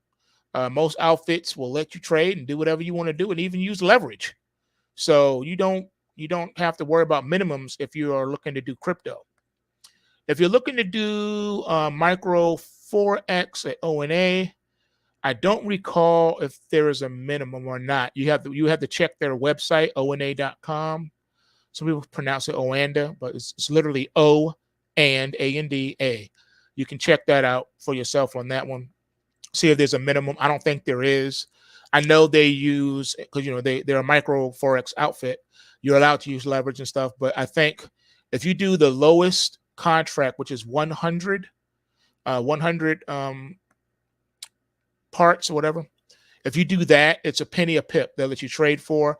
Depending on what currency pair you trade, it varies from like $25 in margin all the way up to like $50 in margin. So it does. You don't need a lot of money. You really don't. Thanks, Tom. Tom just put it out. They says there's no minimum for ONA. So if you want to trade forex, there's no minimum. You can open the account in minutes, and all you got to do is fund it, and you're on your way. No minimum. And like I say, most crypto places don't have a minimum either. Like KuCoin, they don't have a minimum. So you can go to KuCoin and set up your account, and they'll let you trade there too. Yeah, man.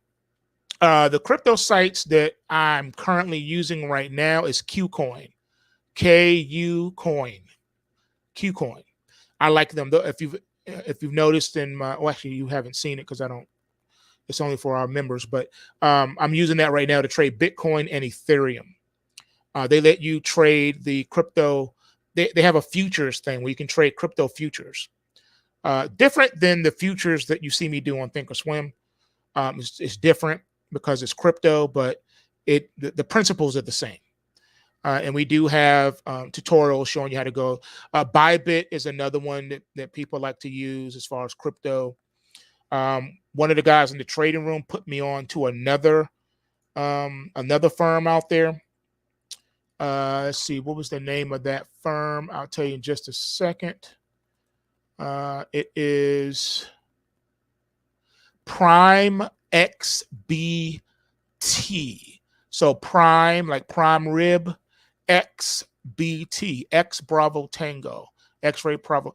Yeah, that's a new one that someone just put us on to in the trading room. So you can try that too. Yeah, no VPN needed for KuCoin. Yep. But the Prime XBT, yeah, you're gonna need a VPN. Yes, 100% VPN on that one. And I have not used them yet. I just learned about the Prime XBT yesterday, as a matter of fact. So I don't know too much about them. I just know you do need a VPN though. And they allow you to do the CMDs. CMDs is contract for difference. It's basically a synthetic futures contract or a synthetic forex pair kind of thing. So you can trade them.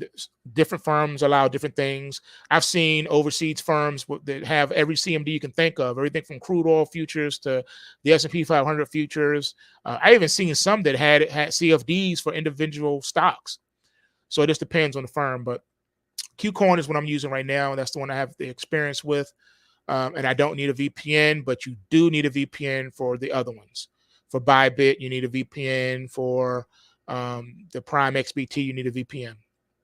Yep. So that's that. But so for you to start now, I would probably just go with KuCoin. They're pretty straightforward, pretty decent outfit. And right now I'm trading at KuCoin, Thinkorswim, and ONA.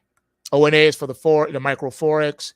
KuCoin is for the cryptos, and Thinkorswim is for equities and commodity futures contracts. So that's why I have the three different brokerages set up. Yep. So you don't need any minimums to go with on the crypto side. Most crypto firms, they don't have minimums. So you're good to go. All right. So that's how we roll here, man. It's all about information. We educate each other. And the trading room that we got traders from all over the world. We got traders from as far as Australia, the UK, Norway. We got them all over the world. So There's plenty of help there when you arrive. We have moderators there too, where you can talk to them directly. Also, I'm there. I'm not always in there 24/7, but I am logged in 24/7. So um, if you needed to message me, I'm there. But we have plenty of people that are willing to help you get on your feet. We have a lot of tutorials, things of that nature. And right now, we're offering the 14-day free trial on our pro membership. Pro membership is our top platinum membership that gets you access to everything. You get all of our reports, the stock reports, the forex reports, futures, crypto reports. You get it all. And that there's a 14-day trial on that one right now if you go to postwavetrading.com. What kind of weekly trade goals do you set for yourself? 100%, 200%? All right, I'm gonna give you the real about that. And a lot of the tutorials that we have, especially the introduction, I go over this with everyone. Your results will vary. The truth of the matter is, and I got to give it to you straight, past performance is not indicative of future results. I can sit here and tell you that I have a 5,000,000% return every week, but just because I had it for the last couple of weeks doesn't mean I'll continue to have that type of return. Your return, for the most part, is determined by the market itself. It's not determined by you, the trader. I don't care if you trade 1 lot futures contracts or if you trade 10 lots. Your performance will be your performance because it has a lot of factors involved. But I stand by our product. And to help you answer that question, pick any time period you want in the last decade. All of my trading videos are on YouTube. All of them. I have not deleted not a one. Good, bad, indifferent. All of my videos are there. When we lose, we talk about it because those are teachable moments. You will have losing trades. It's the cost of doing business. So if you approach trading and investing as a business, you will have a much better prepared mindset than most people. Because in the end, when you're talking about having a gambler's mentality, the house always wins. But when it comes to trading and investing as a business, you can put yourself on the side of winning in the long run over most people. So, like I said, percentage returns are up to the market. It just depends. We don't know what the market will do from day to day. We don't know how hard the market wants to move up or down. We just know it's going to move. Markets that don't move get closed and taken off the exchange. Just like stocks that drop below $1, they get taken off the NASDAQ and the New York Stock Exchange. So same rules apply here. Your returns will be what they will be. The market that decides what we get. Like the video I showed last night's end of day report, I showed you, some success, but I also showed you where I got punched in the face yesterday by NASDAQ, Bitcoin, and Ethereum futures. We got punched in the face. We did not get our heads chopped off. We didn't get our, face pulled all the way back to the white meat. Nothing like that. But it was still a loss. Even though it was small, it was still a loss. But we ended the day with net gains because we basically went in there and robbed the bank yesterday. We walked away with 1,000 pips yesterday in the Forex. All right. Not to mention, we bagged nice returns in our shorts. We were short gold and silver and the Russell. So yeah, we had a great time, and we booked profits. So your results will vary. Yeah, you're right. I did mention that. My goals vary, to be quite honest with you. I always try to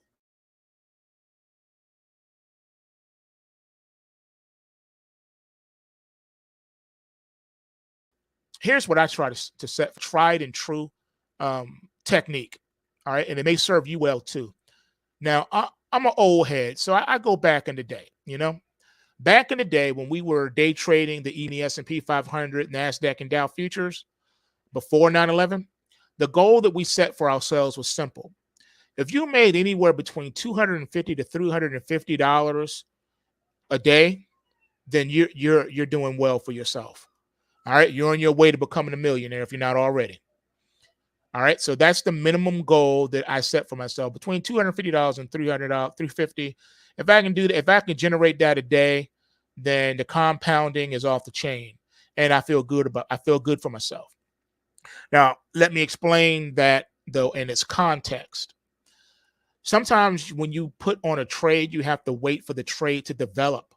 That could take days, that could take even weeks in some instances, where you have to sit there and hold it, and the markets whipsaw up and down. You have to watch it go in your favor and then turn and go against you, then go in your favor, then turn, go back against you, because you're riding out the trend. All right, you're waiting for the trade to develop. So you're not always able to take profit off the table every day. That's unrealistic. But I do shoot for myself a weekly goal of taking money off the table at the end of the week. So on Fridays, I'm looking for what can I book profits in. If I'm up, let's say on Ethereum for the week, and I've met that goal, then I'm gonna go ahead and close that out, and then I'll look to re-enter the market on Sunday at 6 p.m. Eastern Standard New York time. I like to go home flat on the weekends because it gives me more firepower when the market reopens Sunday night. Now, of course, crypto markets never close, but they do have sort of a soft close, sort of like Forex. What do I mean by that? I didn't make it up. I didn't set things up this way. It's just the way these markets are set up and how they move. A Friday for crypto starts Thursday night between 6 and 8 p.m. It's a 2-hour window. That's like a settlement for them before they roll over to the next business day. So a Friday lasts from around between 6 and 8 p.m. Eastern Standard New York time Thursday night, and runs until 6 p.m. Eastern Standard New York time on Sunday. I know it's weird, right? But that's crypto's Friday. So that's how that goes. So you may not be able to book a gain every single day, but in most cases, you should be able to book gains at least on Friday. Every Friday can be like a payday for you. You know what I mean? And then you can always get back in the market. I teach that in our training courses, that you will never go broke taking profits. Never. You will never go broke taking profits. It's never a bad time to take profits. That's always been a question. When should I take profit? Whenever you want. There's never a bad time to take profits. But you should know this, though. We're not a day trading outfit. Okay. We are a trend following, long-term to intermediate swing trade type of people. What I look for is price, and I look for where price is headed next and where can I make the profits. For instance, using Ethereum again, is Ethereum about to pay me to sell it, or is it going to pay me to buy it? And whatever that answer is, that's what I'm going with. And then at the end of the week, if we look good, I'll go ahead and take profit and wait to get back in. Sometimes the markets will, when they're really trending and really hard, I'm able to take profits out of the market every day. What I do is I'll take profit and then I'll get back in when a new report comes out. So we're constantly taking profits along the way as we're riding the trends in the market. And like I said, everyone's success or failure will vary for several reasons.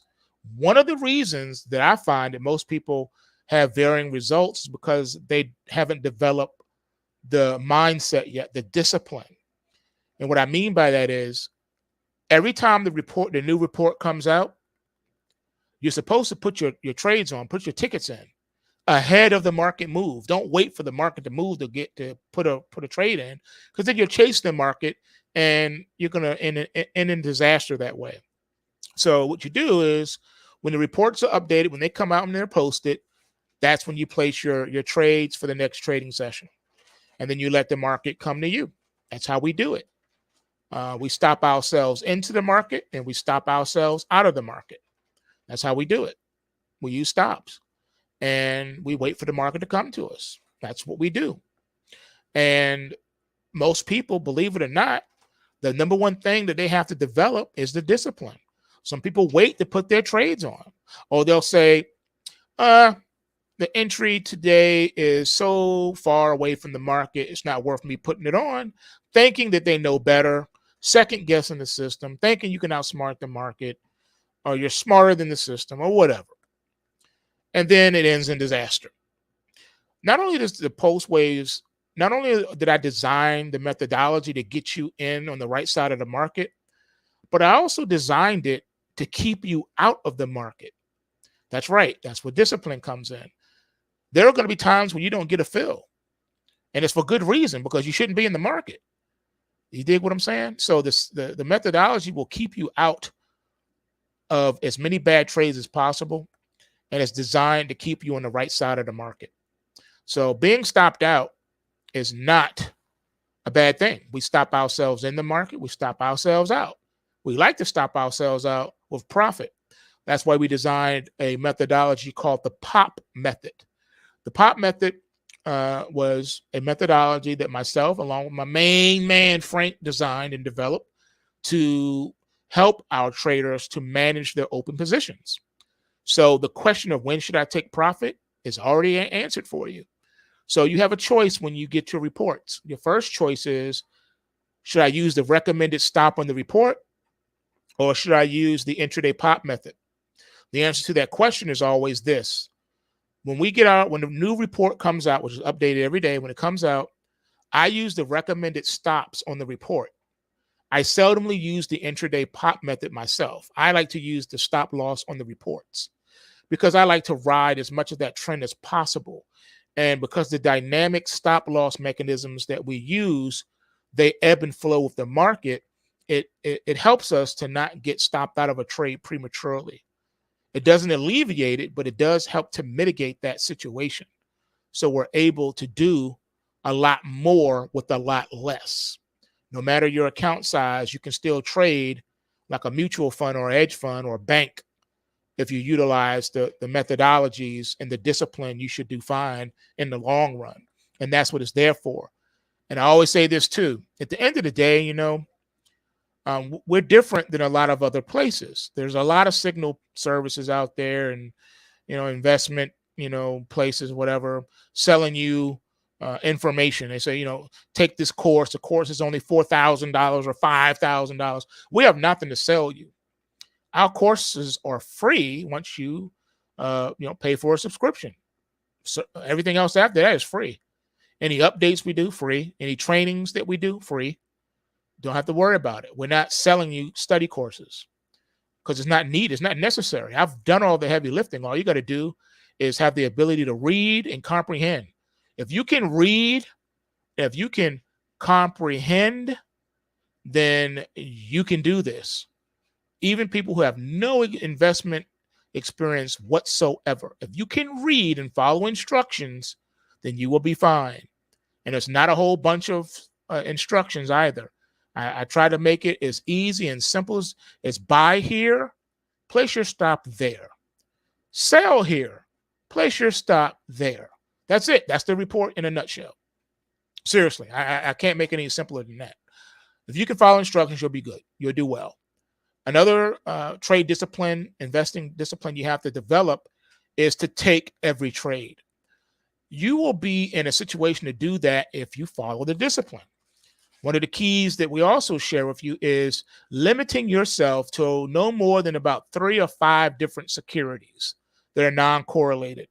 If you can do that, not only do you accomplish diversification in your strategy and in your portfolio, but you will develop discipline because now, since you only follow 3 to 5 markets and you trade those every day, every week, every month, every year, you're going to become familiar with the nuances of those securities. You're going to understand the price fluctuations and how it moves. If you were trading, let's say Tesla was one of your stocks on that list, and that's you like to trade in and out of Tesla. Well, guess what? Since that's the only thing you're watching, you're going to know everything there is to know about it because that's the only thing you're watching. You're going to know about earnings and how you should approach your positions when earnings are coming out or new reports coming out or he done came with another invention, a new car or whatever the case is. You will become familiar with those nuances and it will make you an expert. 10,000 hours of studying in any discipline will make you an expert.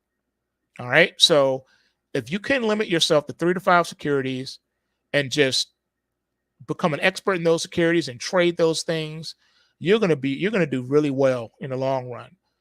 And that's what I recommend to people. And it also takes the stress off you. If you know you only trade Facebook, Tesla, Amazon, Apple, and Facebook, the fangs and Netflix, well, okay, well, guess what? You're gonna become an expert in those price and in those markets. You're gonna know how it moves, and you're gonna know things that the average person won't know.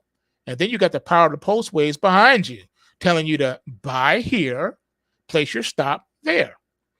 You'll do very well over time. Okay, so no trade. That's a good question. No, trading and investing is not a full-time job, no matter what people tell you. No, it is not. I designed my methodology to take no more than 5 to 10 minutes of your time every day. That's it. 5 to 10 minutes tops.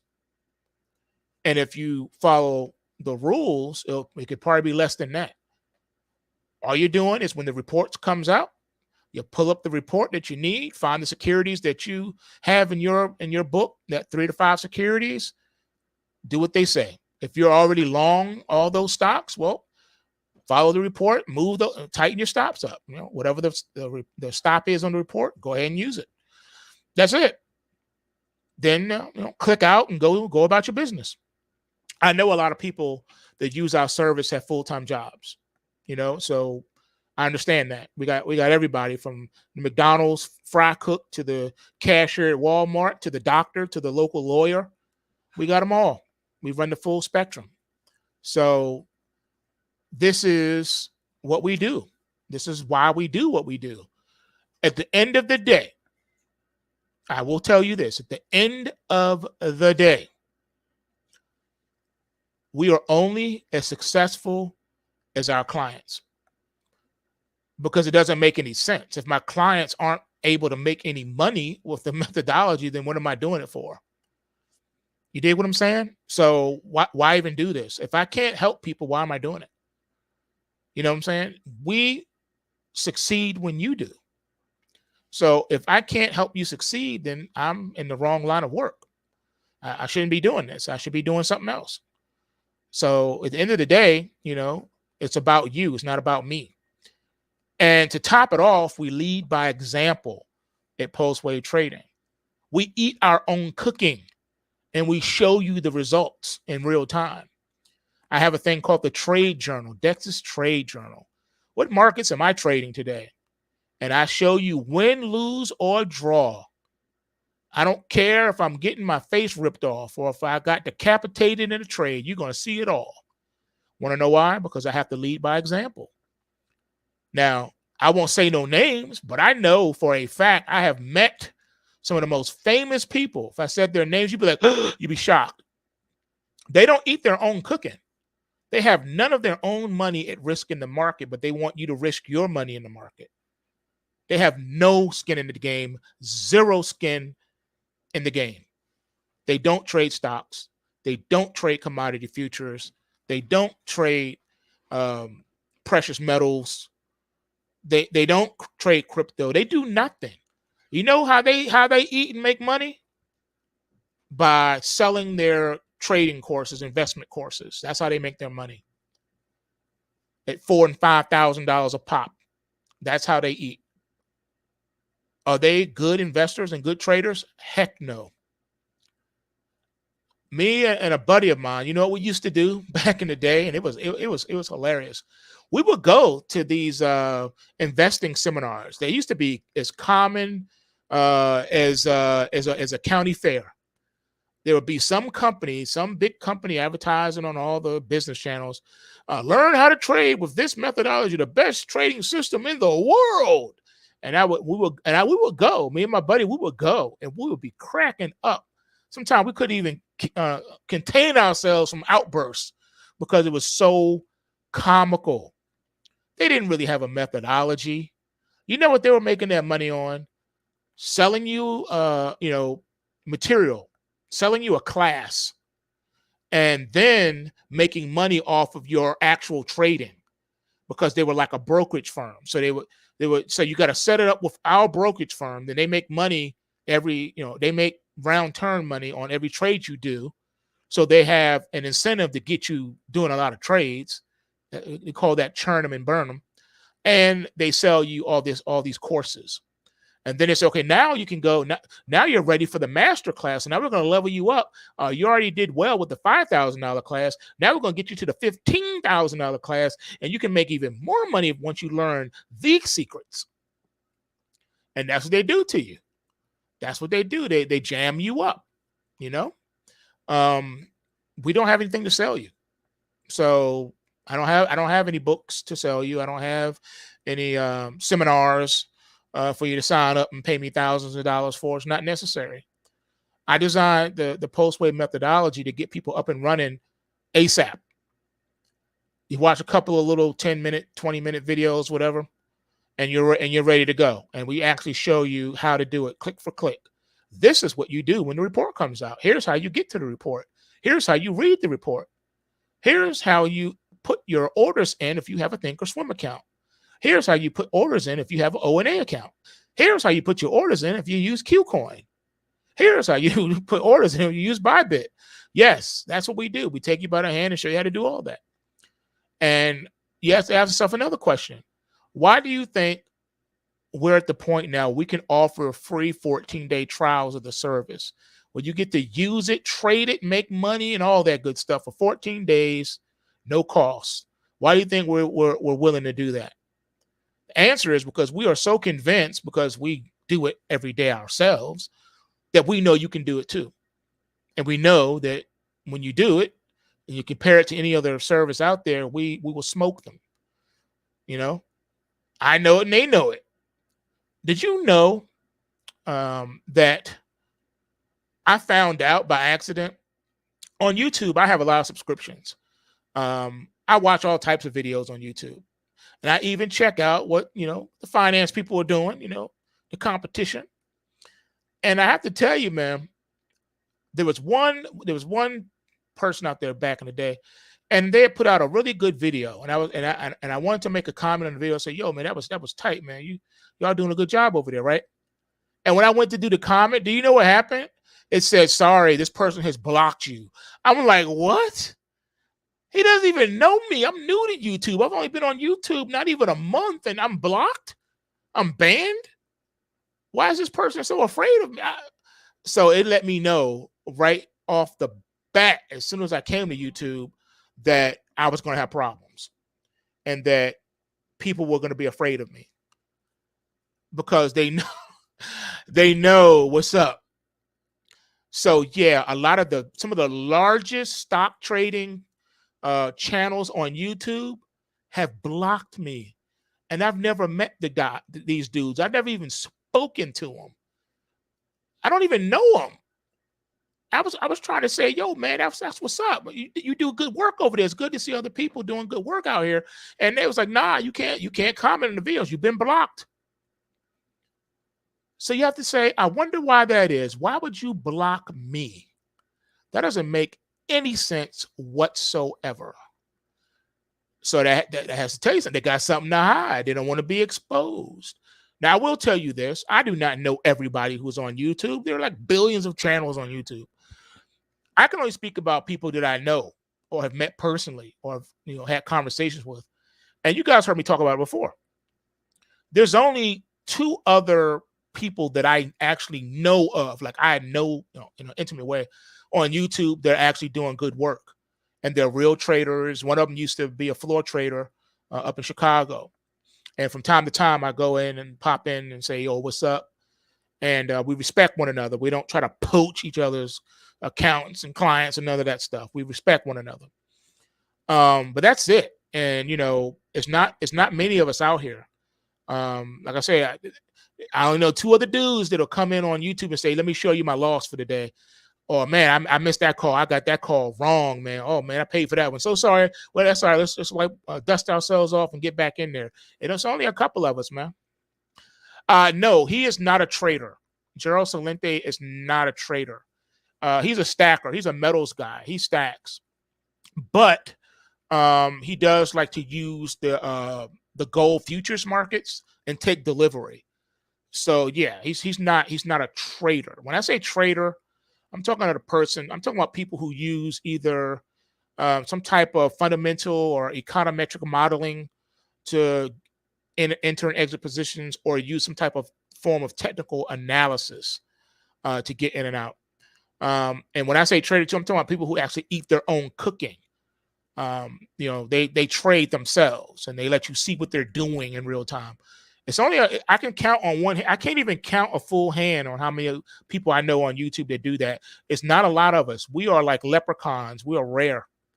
You know what I'm saying? And that's because this is hard. This is not easy. You think it's easy to come up with a robust trading and investment strategy that works in any market condition across multiple different securities? Are you kidding me? And be right every day, every week, every month, every year to consistently be correct? And then show people how to even make money when you're wrong? Do you know how hard this is? Do you know how many billions of dollars Wall Street has spent to find the Holy Grail? They gave up, though. They gave up a while back, in case you didn't know. Goldman Sachs, JP Morgan, they all gave up. They realized that they just couldn't do it. And they had the brightest minds in the world to do it, and they couldn't do it. So they did the next best thing. They got the SEC and the Department of Treasury to agree that since they're the largest firms, they should control the market. So the government said, go ahead and control the market. So they make the market. They control the market. So they can do whatever they want. And they can say, I never had a losing day. And they're right. It's hard to have a losing day when the government allows you to bust and erase all of your bad trades as if they didn't happen. So because they have the tools and wherewithal to do that, I don't count them anymore either. But yes, you can say the pulse waves or the Holy Grail or the next best thing to it that I've ever seen. But you have to check that out for yourself. There's a matter of ethics involved. Even if I knew for a fact that not only did I have the best product available in the market, which I believe I do, I still can't lie to you. I can't say, well, you're going to win every trade. You'll never lose a trade, or, whatever, or I have a zillion % return. Even if that is true, just so you know, in case you didn't know, by law, I still can't say that by law. The feds will kick down my door and haul me off to the Guantanamo Bay if I did that. You can't. And that's the law. You can't. And you have to say past performance is not indicative of future results. Hypothetical, this and that. You have to do all that. You have to literally say that, which I say. There's risk of loss in investing and trading. And when you use leverage, you can lose more than what's in your account. All that stuff. All those are real things, and you have to say it. And I don't have a problem telling people that. You can't go into this thing, oh, I'll never lose. Or there's not a risk that you could lose all your money if you do the wrong thing. And even if you do the right thing, it's still a possibility. But we're not stupid. We're not dumb. We know that that's a possibility. But the reason why we engage in this arena is because not only do you have the unlimited loss potential, but you also have the unlimited profit potential as well. It's a trade-off, and we're willing to place the risk and manage our risks accordingly because of that. If those two dynamics didn't exist, there'll be no reason to ever invest your money in anything. So it does exist, so that's why we do it. There's always risk in everything you do. Just waking up in the morning is a risk. Going outside is a risk. Driving your car is a risk. Flying on an airplane is a risk. Eating is a risk. There's a chance that what you're eating could be contaminated with E. coli or something, or salmonella or whatever. Life is risk, but we don't take ridiculous, stupid risks. We take what is called managed risk. A managed risk is when you have weighed the outcome. You've calculated your risk of ruin before investing. You're already aware of what can go wrong. Even something that you've never seen before can happen. Case in point. How many times have you heard me tell you that the crude oil futures market is the most gangster market on the planet? It is hurt more people, in my opinion, than even natural gas. Nat gas futures used to be called the widowmaker's market because of its volatility and its proneness to whipsawing. I think the crude oil futures is more gangster. Remember in 2020 when the crude oil futures contract settled negative $100 a barrel? Remember that? Now, theoretically, that's never supposed to happen. It's not, it's supposed to be technically impossible because a natural resource that is scarce, that has alternative uses, is always going to be worth something. It's always going to be valuable. It's never going to be worth less. That's like saying food is worthless. How is food worthless unless it's contaminated and spoiled and rotten? But fresh, organic food will never be worth nothing.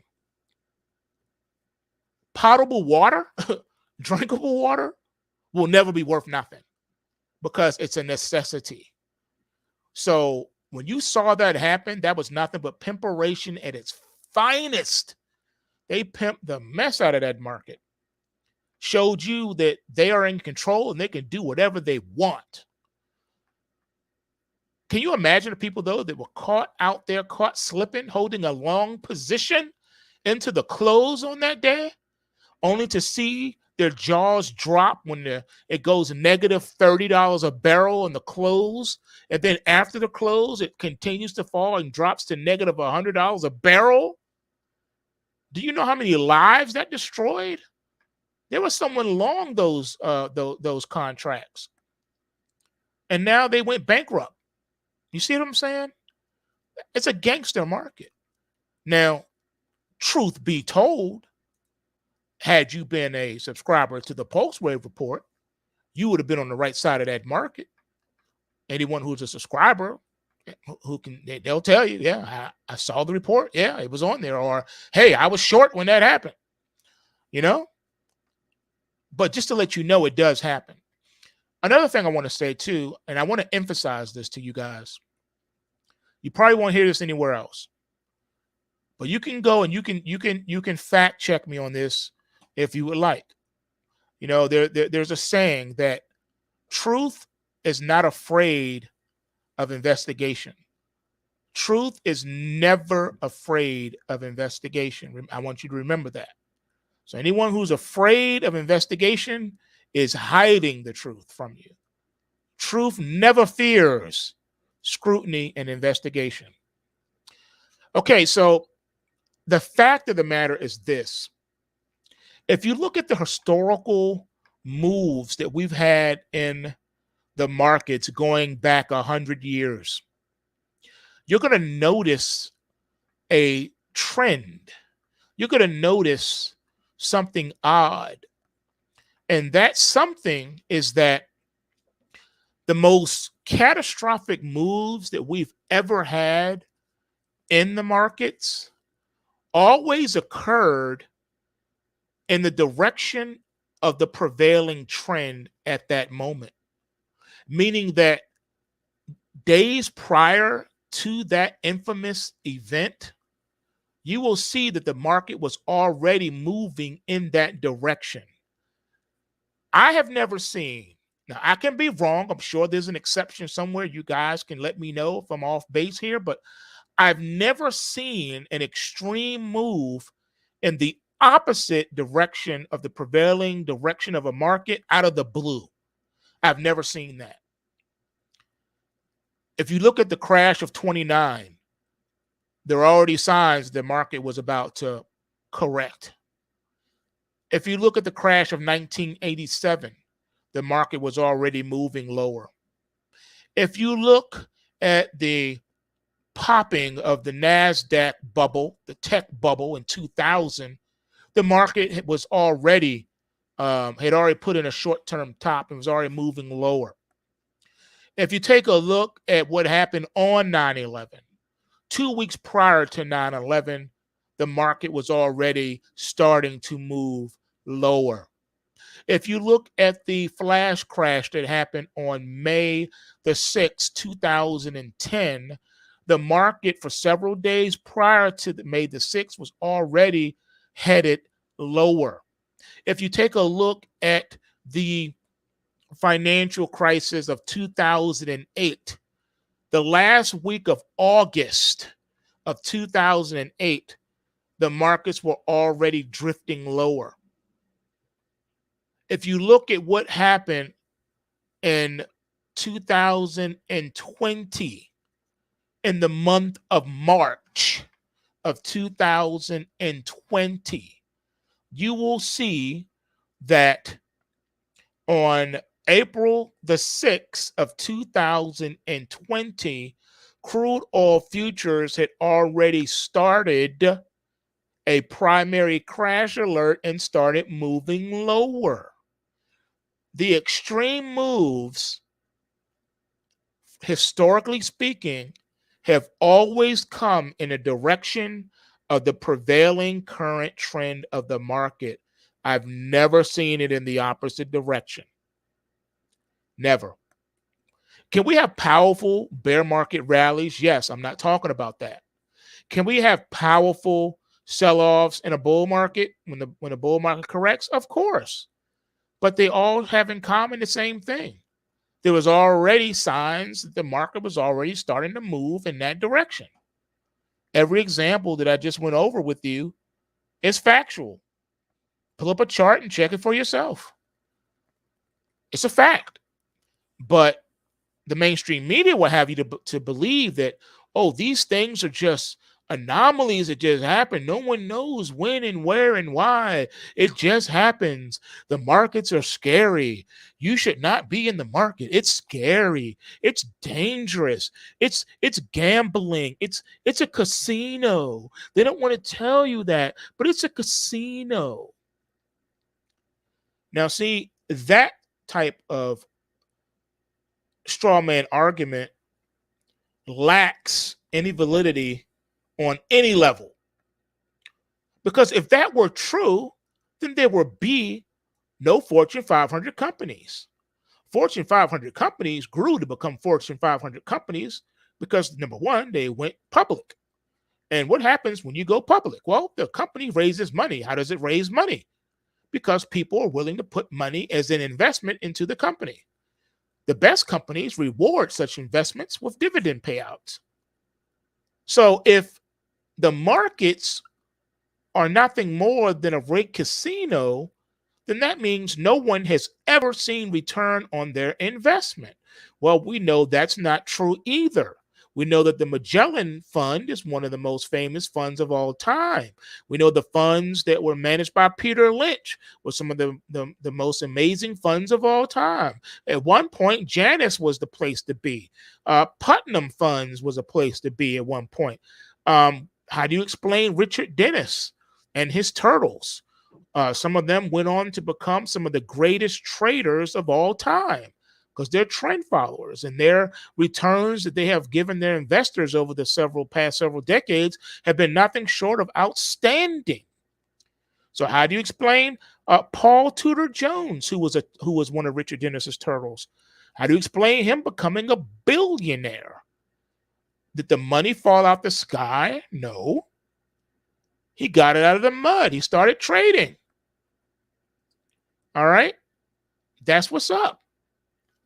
So to say that investing and trading is nothing more than a big old Ponzi scheme for the rich is a lie. It's a darn lie. If it couldn't be done, then how do you explain me doing it today? And two others that I know on YouTube. That's it. One of them, though, is more of a broker. The other one is actual trader like me. So really, I only know of one other trader like me who gets it from the mud like this.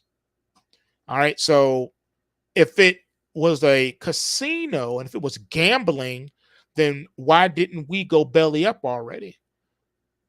Now, the person I'm talking about, he's older than me. He has 10 years on me. So he's been doing this for 30 years. I've been doing it 20 plus years. If that was the case, then why are we successful? Why do we have fans and clients that sing our praises, that say, I've been using the pulse waves for this amount of time and it's the best tool I've ever used, and I thank God for it? Surely we would have been belly up, right? Surely we would not be making videos. Wouldn't it be embarrassing? Wouldn't it be embarrassing if I'm showing you my trades every day in my trade journal and I'm doing nothing but consistently losing money? before long, I would have no subscribers on YouTube. Before long, we wouldn't have anyone using our methodology and using our services because it will be whack. Who's going to continue to pay for something that's whack? I wouldn't. So it is what it is, man. It is what it is. I do not know him personally. I've had a passing by, like, hey, what's up kind of thing before, but that's it. But yeah, he knows what he's talking about. Yeah. Yeah, he's not one of those fraud people out there. He knows what he's talking about. Yeah. As a matter of fact, he has a playlist where he actually exposed someone for being a fraud. But yeah, no, he's we're different though. What he does is different. He's more of the prop trader type thing. But yeah, he knows what he's talking about. He knows what he's talking about. He's legit. I don't know him personally. Haven't sit down and had a steak with him or nothing like that. But I have watched him over the years, and he's one of the few, like I said, I can count on my hand that knows what he's doing. He doesn't have the pulse waves though, but for what he does do, he's pretty good at what he does. The answer to this one is yes. There was no falling out.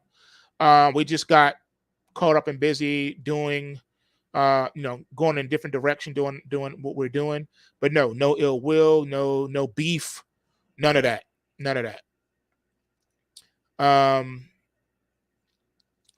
Yes, you're right, Kyle. Trading and investing is hard work. If it was easy, then everyone would be doing it. And it's not easy. It's hard. It's one of the hardest things you ever do in your life. It's off the chain. It's complex, but the reason we engage in it is because the ability of it to pay off, man. If there was no way to pay off, then no one would do it. And we don't do things because they're easy. Wasn't it Kennedy to say we don't want to go to space because it's easy? We're doing this because it's hard. Remember that?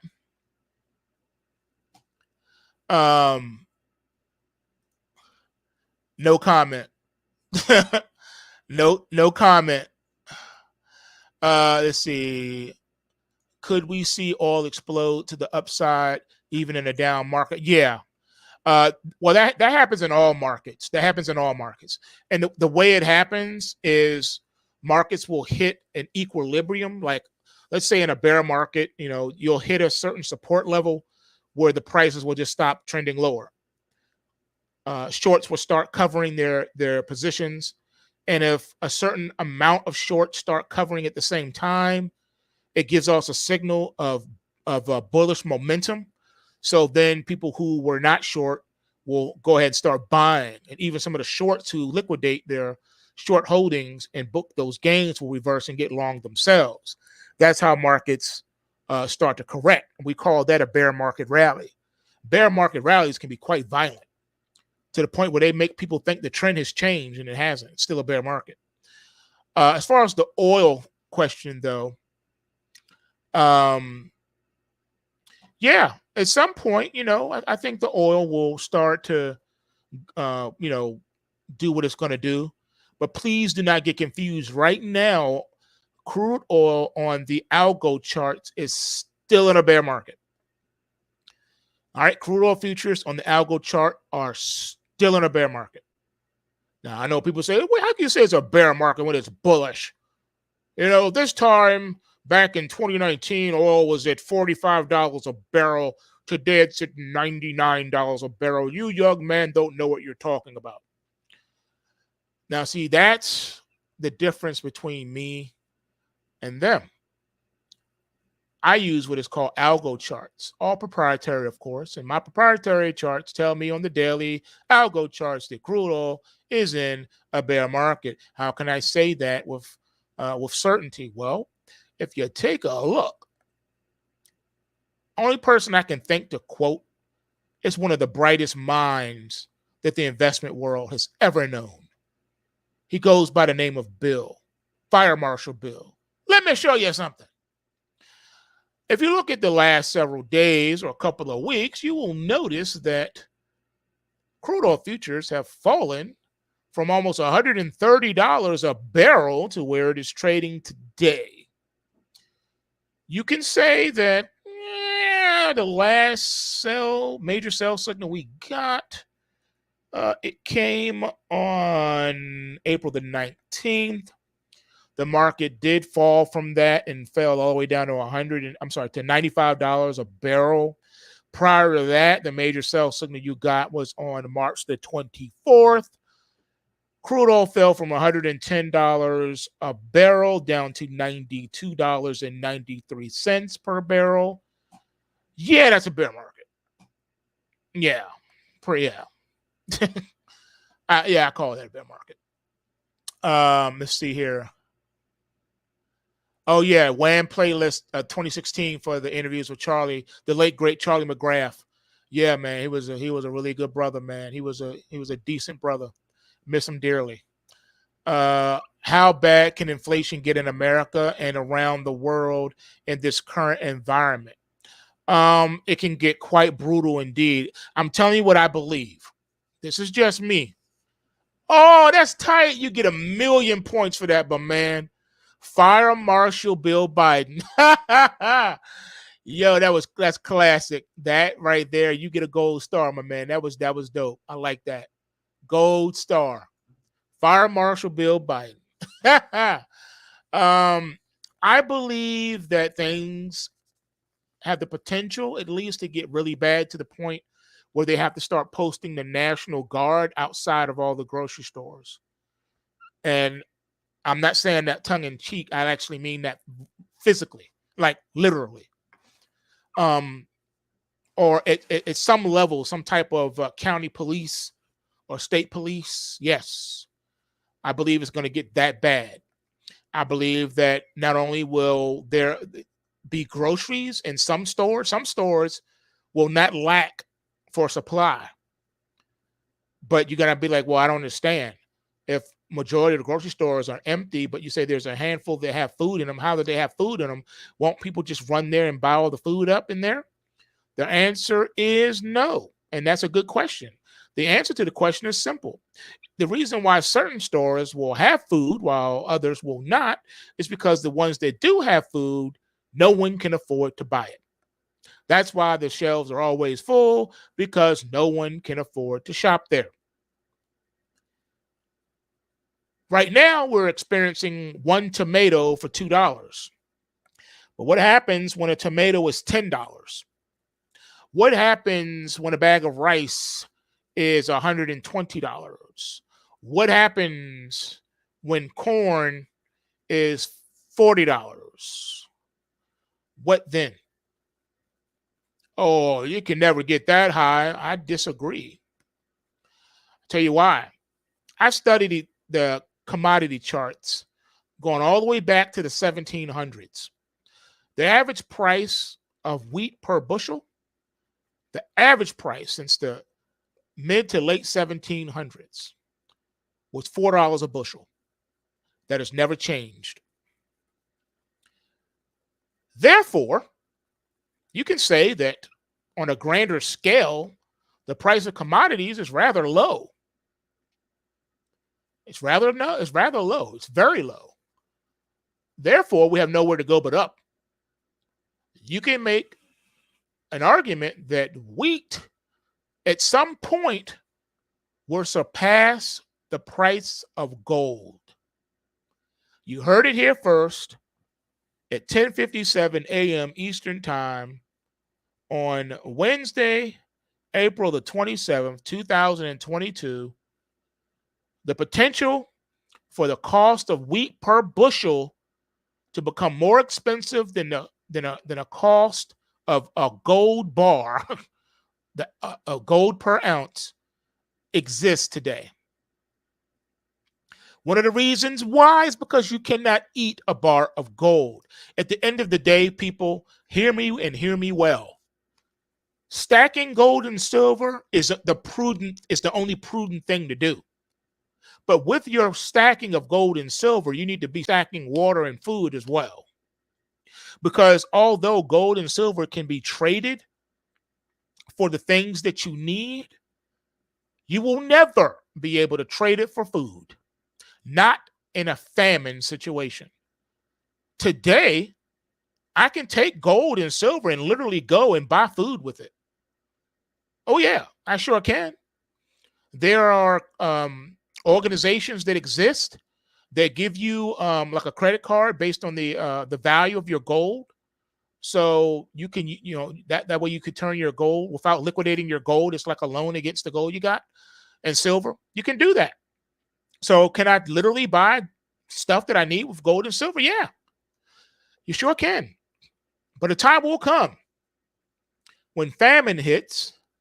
Who do you know will trade you a bag of rice for any amount of gold or silver? I'm just keeping it a buck. Would you take, if all you had was a bag of rice for you and your family left, and you're praying to God how you're gonna make it? If someone knocked on your door and said, "Yo, listen to him, I'm about to give you the deal of your life." You see that? You see my car out there? My car right now, the reason why it's ride low to the ground, not because I have a low rider. No, no, no. My car is riding low to the ground. That's a 4-wheel drive. That's a F-150. I had it jacked up. I had suspensions and stuff put on it. It's set 5 feet off the ground, but now it's scraping the ground when I drive. You want to know why? Because the back of it is filled with gold and silver bullion. I got about a half a ton of gold and silver bullion there in the back of my truck, and I'm willing to give it all to you right now, no strings attached, for that bag of rice you got over there in your cupboard. I want you to truthfully answer me. Would you trade him that last bag of rice you got? This is all the food you got in your house. Would you trade him that last bag of rice you got for you and your family for a half a ton of gold and silver bullion? No, you would not. No, you would not. And yes, you are absolutely correct. People will be tossing gold and silver in the streets if and when food goes priceless. Yes, they will. All right. Nah, man, you don't need no hardcore computer to trade. Most outfits have apps where you can trade on your phone. So yeah, you can trade on your phone. Robinhood app has a phone app. Thinkorswim has a phone app. Interactive Brokers, I think, has a phone app. Pretty much anywhere. Qcoin, all of them, they all have phone apps. So no, you don't need a hardcore computer to trade. You don't need it. You do need a hardcore computer though if you're gonna be doing online gaming with Steam. If you got a Steam account, yeah, you're gonna need the best money can buy. Straight up. Yeah, but you wouldn't. If that was your last bag of rice for you and your spouse and children, you would not trade that for any amount of gold and silver at that moment. Not in a famine situation. You would not, or you would be a fool. So you're gonna starve to death? That's what you're gonna do? No. But now is the time to have gold and silver because you can still shop with it. You can still buy the things you need with it. It's tradable, and you can even convert it into cash if need be. You see what I'm saying? In the currency of your choice. So yeah, having gold and silver is always a great idea in any environment. You know what I'm saying? Because I'd rather have it and be able to trade it for something than nothing. Especially if there's still an economy at that point where people are willing to trade for gold and silver. Then yeah, it's better to have that than not have it. I would always rather be caught having something than not having what I need. It's better to have something and not need it than to need it and not have it. So yes, I think the price of wheat, corn, and soybeans are about to go absolutely bananas to the upside. That's why I'm building a slow position, an SOYB, CORN, and WEAT. Those are the grain ETFs. Yep. Because when things go parabolic, you're going to wish you had a few shares of those ETFs. You're going to wish it. So always remember that. Yeah, man, having cigarettes and liquor would be more profitable than gold. Absolutely. I mean, look at the prison economy.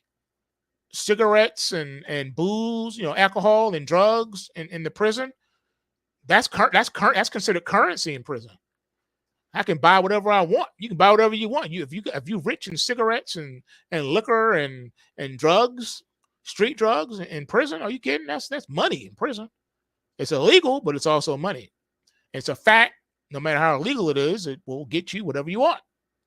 So there's a big industry in the prison industrial complex for those items. Those items are considered currency. So Nino Brown escapism. I like that. Look, man, let's keep it a buck. Even during the Great Depression, I know all of you, we've all seen at least one documentary about the Great Depression. Let's keep it 100. Were people still getting drunk during the Depression? You bet. Were people still smoking cigarettes during the Depression? Yes, they were. Absolutely. People will always drink. They will always smoke. They will always get high. It's just what it is, even in the worst of circumstances. So those things will never be out of style. Never. Never. But I do believe a time is going to come where a glass of water will cost you more than a fifth of vodka. And that's a fact. A fifth of whiskey will not be as priceless as a cup, an 8-ounce glass of water, drinkable water. So, yeah, you want to add this to your arsenal, too. I was the first person on YouTube to talk about this, and I haven't heard no one else talk about it since. It's been a while since I talked about it. But you need to also take a look at PIO and PHO. Those are water ETFs. I started tracking those back when they were at $20 a share. PHO is now a $50 stock, and PIO is now a $34 stock. Why is that? Because people at the end of the day need water. And yes, before you even ask the question, yes, water is more important than food. Because if you don't have enough water, you won't be able to digest any food. Did you know that? You can become so dehydrated you can't digest food properly. Water is more important than food. I can go days without food, but you got about 72 hours with no water before you drop dead as a doorknob. So let's talk about it. You know what I'm saying? That's a good factoid right there. Somebody in the comment section said that during the Great Depression, that was the healthiest recorded time due to people only eating 1 to 2 meals a day. Yeah, you can survive on 1 to 2 meals a day. You really can. Will you be at the peak of health, a paragon of health? No, but you'll be alive and you won't be sick as a dog. I'll say that. When famine hits, it won't be no morbidly obese people. Anyone who's been struggling to lose weight in a famine situation, oh, you ain't got to worry about it. You're gonna lose weight. When you're only eating once or twice a day, oh yeah, you're gonna lose weight because then you're not in control of your environment. You can't control your calories. You're gonna be you're gonna have to eat whatever calories you can get and as much of it in one setting as you can. But here's another factoid for you guys, and I want you to think about this. Now, today's broadcast has been all about famine in the land, right? But I want you guys to answer me this. This is something that only you guys can answer. I can't answer it because it doesn't apply to me. But I know it applies to some of you out there. Have you considered if we do face famine conditions in the United States of America? And I'm not being a jerk, so please don't take this the wrong way. I'm not being a jerk. I'm not trying to be funny. I'm asking a real life question. All right, so don't call me a hater or a bigot or a racist or whatever. I'm not. Just go with me for a minute. People who don't eat meat, whether you're a vegetarian or you're a vegan or you don't do it for religious purposes. What are they going to do? What are you going to do when the only thing that you can get your hands on is a chicken leg or a chicken wing or a sausage or a hot dog or a slice of ham? Are those people going to starve to death? If you're a vegetarian and there's no vegetables nowhere within a 100-mile radius of you, are you going to starve to death? I don't eat meat. Really? Okay, well, so then what are you eating? Because there's no grains. Remember, the crops are gone. They burnt up. Ain't no crops. Ain't no corn. Ain't no wheat. Ain't no soybeans. And if there are, it's in limited supply. What are you going to do? There's no vegetables. And if there are vegetables, you can't afford them. You cannot afford it. A head of lettuce is $150. A tomato is $300. What are you going to do? Well, I just eat a lot of apples. Nope. Fruit is gone parabolic. One apple, $500. Now, you may think I'm being funny with these questions and with these examples, but I'm so not alone. Those of you old enough to remember, and this is one of my favorite episodes too.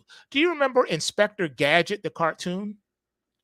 Well, one of my favorite episodes of Inspector Gadget, do you remember when Dr. Claw had cornered the market on water? And it was it was hot summertime temperatures and people were melting outside. Do you remember what he did? Do you remember when he got one of them ice cream truck type of trucks and was selling $500 bottled water? Here's a 12-ounce bottle of water for $500. You remember that? And like a gallon of water is like $5,000. Do y'all remember that episode? That was a very real episode. I am not making that up. That was a real episode that happened. Now, what do you think it's going to be like in real life if that situation comes up? Because we already have a problem with potash, fertilizer. We already have a problem with the food processing plants going up in flames and exploding. We already have a problem with crops being burnt up due to drought. We already have a problem with the harvest having issues. So what's going to happen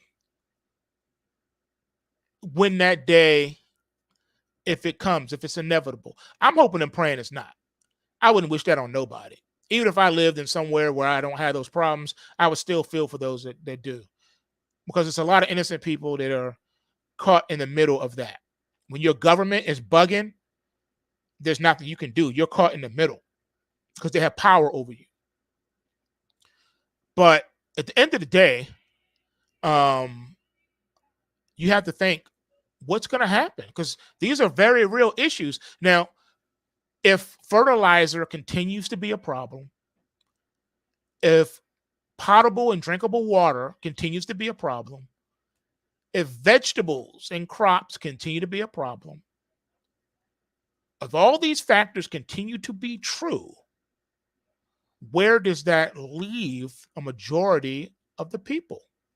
Because if all those things that we just talked about today are true, then you also have to talk about the other elephant in the room, and that's energy and fuel. Remember not long ago, you guys, when we had the gasoline shortage here in America? I was affected by that. I don't know about you, but I had to drive, high and low to try to locate fuel. Couldn't find no gas, and my tank was on E. Real talk. I was trying to find some gas, man. I couldn't source the gas. I was like, well, we don't know when the gas is coming. No fuel at any price. I think Jim Rogers has been proven correct. He said he feared that the day was coming that you won't be able to source any food at any price. He also said the day was coming where energy would get to that point as well. A lot of you listening are like, well, I'm rich, or I got a couple million saved in the bank. Yeah, but what is that million going to do for you when there's no oil?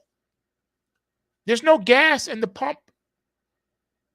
There's no bottled water for you to buy in the store. Now, I know there's some smarty pants right now saying, yeah, Dex, but you're forgetting. All I got to do is turn my faucet on and just drink the tap water. Well, obviously, you haven't been around for a while. You must have been in a coma for the last 20 years. But the last time I checked, I don't care where you live, you can't drink the tap water unless you want to die. And I'm just talking my own experience. I can't talk for no one else but myself. Drinking the tap water that you pay through the nose for at your local water plant is not drinkable. It's barely even usable to wash and take a shower with. All right. So that's out the window. That's out the window. What do you think is going to happen? You won't even be able to afford to put fuel in your car to drive to the grocery store.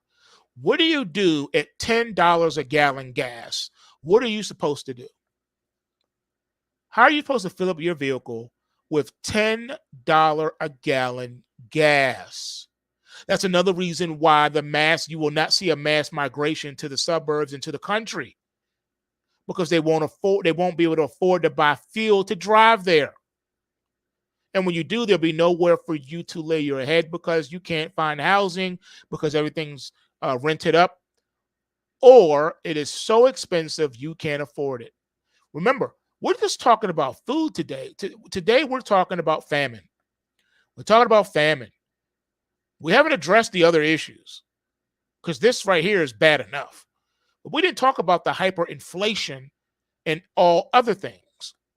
The hyperinflation in energy, the hyperinflation in goods and services, hyperinflation. That's another issue all by itself because that affects everything. Yeah, man. Now, see, that is I like that. But since you brought it up, let's go there. All right, you said strap a windmill to the back of your car. That's slick. I'm sure somebody has probably thought of that and already built one of those. But here's another issue, though. I know there's been a big push about going green and using renewable energies and getting off of fossil fuels. We will never, I want you to read my lips. No new taxes. No, you will never see in your lifetime. We will never be off of fossil fuels ever. Ever. Ever. Let's break it down for those of you that don't know what I'm talking about. How can I say that? How can I say such a reckless thing as we will never be off fossil fuels? Okay. Let's just examine the obvious. So I call them the solar heads. All right. Tongue in cheek. Solar heads out there. Hey, we can use solar energy. We can use solar panels. We can use windmills. And yes, I said it. We can even use gerbils. How can a gerbil help you? Well, if you put the gerbil in the wheel, he'll keep running and that'll create energy enough to power at least one light bulb. Right? So there are the solar heads out there saying, you're not addressing, solar and wind. But here's a problem. We have a big problem, ladies and gentlemen. Are you ready? You see, people like to say things, but they don't like to think about what they say. How do you manufacture a solar panel? How do you manufacture a windmill without fossil fuels? You need fossil fuels to create the green stuff that you want to use. Do you know how much energy it takes to create a windmill and to create a solar panel? Yeah. See the problem here? And even if you said, you know what, if they passed a bill today and say, we're tired of this. As of today, it's illegal to use fossil fuels. Leave the earth alone. You know why that would not work, and the humanity would die off in a matter of months, if not the next couple years, is because there's that big elephant in the room that no one wants to address when it comes to talking about fossil fuels. Do you know there's 1,001 purposes, alternative uses for that crude oil in the ground? Once crude oil is cracked and processed, it has 1,001 uses. Plastics. Have you forgotten about plastics? Have you forgotten about the pharmaceutical industrial complex? They need these fossil fuels to make their synthetic drugs. Did you know the majority of the synthetic drugs has some form of fossil fuel in it and is used to make it as well? So, no, alternative energy is nice. It can be used in limited scope, but to think that you can use it on a grand scale the way you use fossil fuels is disingenuous and is an outright lie. You're lying to the public. What do you do when the wind doesn't blow? Your windmill is not creating any energy for you. What do you do during inclement weather when the sun is not shining past the clouds? Your solar panel is not doing anything for you. So even if you could magically snap your fingers and have all the windmills and solar panels that we need to just appear out of nowhere, it will still need to rely on the fossil fuels because of all the other alternative uses for that product. Everything that we use is because of that black goo, the black gold. Your computer, your iPhone, all of your equipment, your robotics, your artificial intelligence, your software and hardware all rely on fossil fuels. You need that oil, baby. No plastic, then no production, no products. It's just that simple. All right. Well, see, that's it. That's a good point too. We got to talk about it because it is an option, right? Using bicycles and horses, right? You can use bicycles and horses, but again, in limited scope. You can't totally replace the automobile with a bicycle or a horse because it's not practical. It's not practical. I can't travel from Egypt to California on a horse. It won't work. Both I and the horse will drown. So it's not practical. You still need ships. You still need airplanes. So you can't do away with the fossil fuels. You can't. Now, I'll tell you why the horses is impractical too. See, back when we were in that environment, back in the day, those centuries past, we didn't have 7 billion people on the planet. There's not enough horses for everybody to go around. So if tomorrow we had to rely on horses and bicycles, there's not enough horses to go around for everybody. So we would still become an immobile society. And the horses need food and water too. Exactly. Yes, horses need food and water as well. All right. There's no way around it, folks. You can't leave that all alone. Even if you say, okay, well, we found an alternative. We don't need oil to run machines and cars and buses and planes and trains. We can run off water. I'm glad you brought that up. Now, those that are in the know, it has already been created. Someone already created a car that travels on water, a hydro car. That has been out for a long time. You want to know why it hasn't taken into effect? Because using water for that purpose, then we will really have a water crisis. Again, everything's a trade-off. Okay, so you want to reduce carbon emissions. You don't want to use oil. You want to use water. So now you're going to burn up all our water. You see where we're going? There's no one shot solution. It's like how Tom Sowell says. It's just trade offs. It's all would you rather. Would you rather keep that carbon footprint the way it is and let carbon emissions continue to fly? Or would you rather deplete the Earth's water supply for a car or a bus or a train or a ship? Would you want to burn our corn, our food supply just for ethanol, which is a stupid idea? Or would you rather just continue to use the black gold? Everything is a trade-off. At the end of the day, it's trade-offs. It's all would you rather. Which would we rather? You know, it's a conundrum, I know, but it's just about trade-offs. What can we live with? What are we willing to live with? And what can't we live without? You know? So what do? I don't know. I don't have all the answers. I really don't.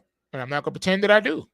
But I'm here to tell you for a certain, going 100% off of fossil fuels is not only impractical, but impossible. It's not going to happen. It's not going to happen because we can't get enough energy that to replace it. Unless we could be guaranteed the same kind of output from solar and wind as we get from fossil fuels, that's the only way we'll be able to exchange it. Because then it becomes, okay, well, which is more convenient? You know what I mean? But the truth of the matter is the sun does not shine 24/7 and the wind does not blow 24/7. So you're going to use more energy to create the windmills and the solar panels than you would otherwise. You might as well just go ahead and stick to the black gold and just be done with it. The global warming, they want to talk about that. They keep pushing that, man-made global warming. Man ain't done nothing. That's just people who want to get super rich and control the masses. That's all it is. It's always been about control and money. Everything that they talked about with that is a lie. That's why you've never seen a real life town hall meeting style climate debate. They won't entertain debate. They said debate is already done. No more debate. Why? Because they control the narrative. So you will never have a straight up full disclosure on that subject. You will not see two heavyweights go at it in a debate on that subject. Just like you will never see a real life debate on any subject because they have to control the narrative. They will not talk about conspiracies that took place in the past. They will never debate that openly. They will never debate the topic of flat earth. They will never debate 9/11. They will never debate man-made global warming and climate change. They will never debate that. When I say debate, I mean two distinguished experts, one on one side and one on the other side. Let them present the case and let the people decide for themselves. They will never do that, ever, because then they will be exposed for the frauds that they are. So that's why you will never see it. Do you know how many debates have been requested and they've all been turned down? Because they don't want to be exposed. They have to control the narrative. Could you imagine what would happen if they did it and televised it live? They held a live town hall and televised it live around the world. Once and for all, ladies and gentlemen, you asked for it, you're going to get it. The real debate on 9/11. Here is this group of panel of experts on this side, and here's this group of panel of experts on the other side. They all are going to have equal time to share and make their presentations. There'll be time for questions and answers from the audience and all that good stuff. We're gonna do this and do it right. We'll stay here as long as it takes. We're gonna get in there and we're gonna address everything so that there'll be no mistake whatsoever what the truth is. You'll never see that. You'll never see them do the same thing. Hey, we got all these experts and scientists and doctors on this side, and then we have experts and doctors on the other side. We're gonna hammer this out. We're gonna talk about once and for all the truth about we're going to talk about the truth about the medical emergency. And you're going to hear doctors and scientists on both sides of the coin. And we're going to hash this out so that at the end of the day, there will be no questions as to the validity of what is going down. Everyone will have their questions answered and asked. You have the audience will get a chance to ask questions and all that good stuff. No one will be belittled. That's not allowed. No ad hominem attacks, not allowed. Personal name calling, not allowed. This is a real university level style debate with real experts on both sides, and they're going to present their case, and you, the people, get to decide. You will never see that on that subject. Ladies and gentlemen, this you asked for it, you're going to get it this day, for this day only, this coming Friday. Once in a lifetime, we're going to talk about flat earth for real. Here is NASA and their experts, and here are these other scientists and other astrophysicists and engineers on this side, and they're going to present their case on both, and you will be able to ask questions. And our listening audience that are watching on TV or listening on the radio, you can call in. Here's the toll-free number to do it. And you can ask questions as well. And we're all going to finally hash this out once and for all. Let's put this thing to bed. Let's do this. Is the earth flat? Was 9/11 an inside job? Was the medical pandemic real? All of that stuff. All your questions that you ever wanted to know, they're gonna hash it out, and it's gonna be televised around the world. Every country's participating. Experts on both sides. People are presenting facts and all types of stuff. Nothing is going to be off limits. No such thing as classified. We're declassifying all documents. Freedom of Information Act. There will be no redacted documents. All the information is going to be given in its original form. No redactions allowed. We're right now, all nations have agreed to declassify all their classified files on flat Earth, UFOs, 9/11, the pandemic, you name it. We're going to deal with it. Was the moon landing fake? Can we leave the Earth? All that stuff is going to be dealt with for one day and one day only. You don't want to miss it. Here we go. I'm here to tell you that you will never see that happen in your lifetime or my lifetime. That will never, ever, ever happen. And you need to know that. All right? It's not going to happen. Because if it, in the day that it does, that will definitely start World War III. 100% hands down. 100% hands down. If that was to ever be allowed to happen, there would be catastrophe, calamity, rioting in the street, looting. The world would be set on fire. People would rise up and just go bananas. World War III, somebody would probably launch a nuke. Be like, you know what? I'm tired of this. Push the button. You did. They did what? You mean we did what? I guarantee you, people would go ape if they ever allowed such a debate to take place. There would be fist fights in the audience. Are you kidding? Somebody would get stabbed. Somebody would get shot. Somebody would get trampled.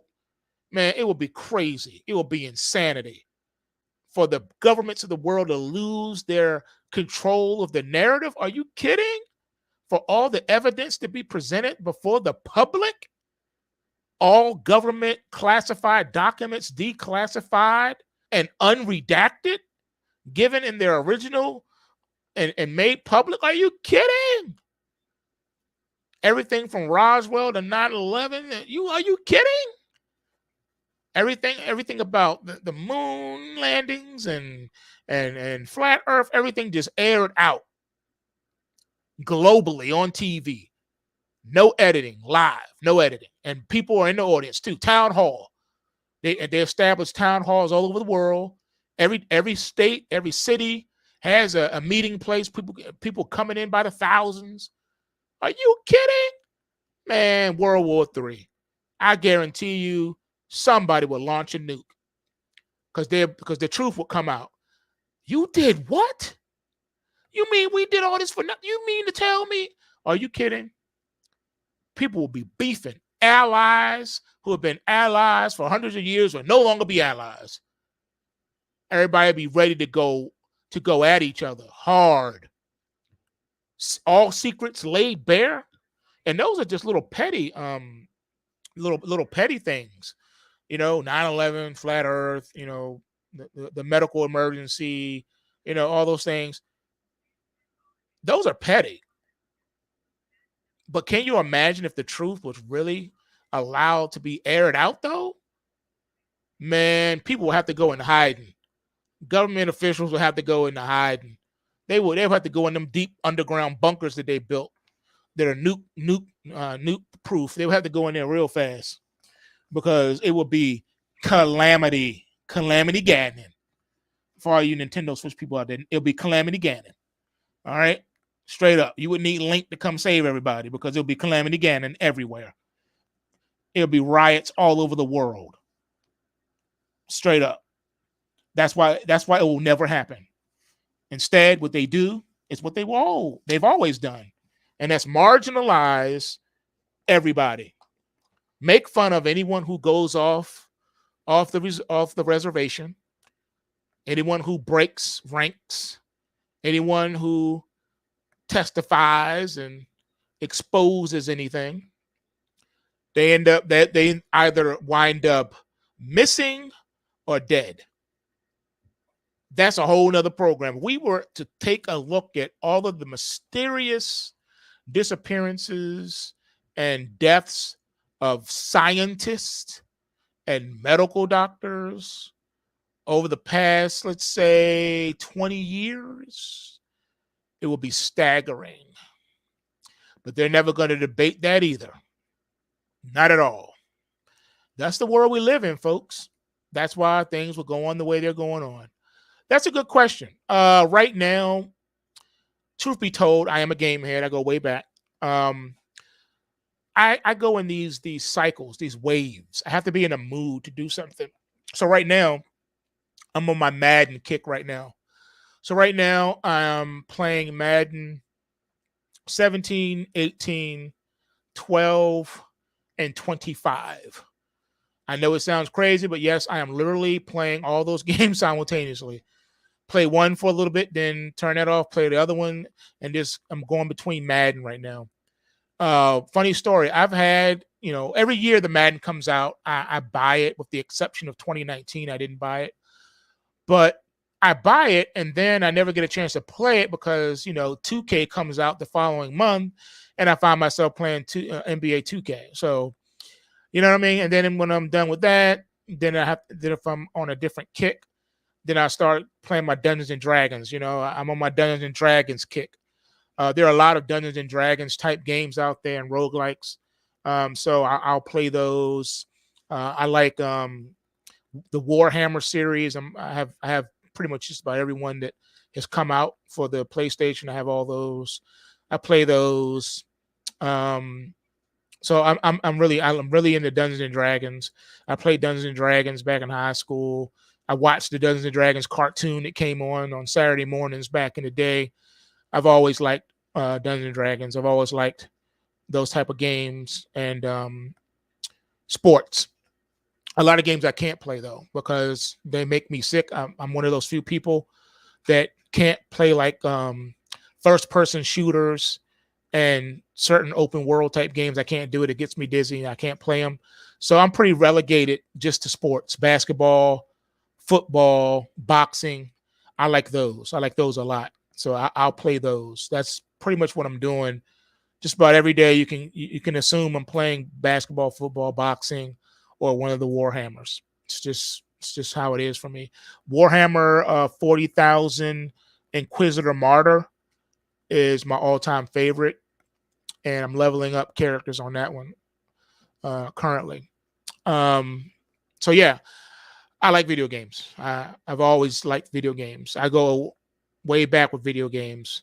I've had just about every video game that you can think of. And if I didn't own it myself, I played it over a friend's house.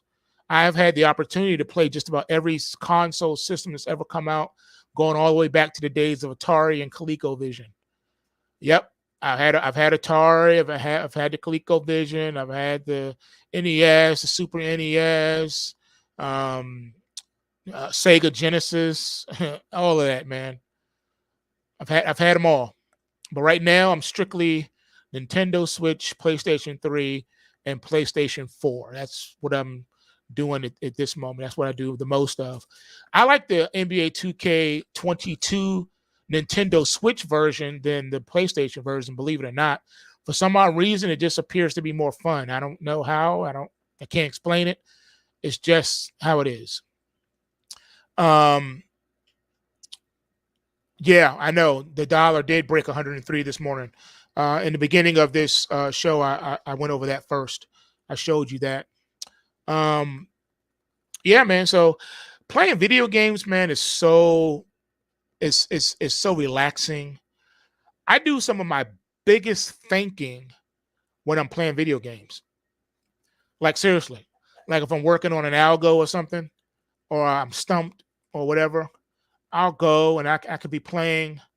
Um, you know, playing a game, and all of a sudden I have a eureka moment, you know? So yeah. The shower and playing games is where I get my biggest brainstorms. Um, oh wow.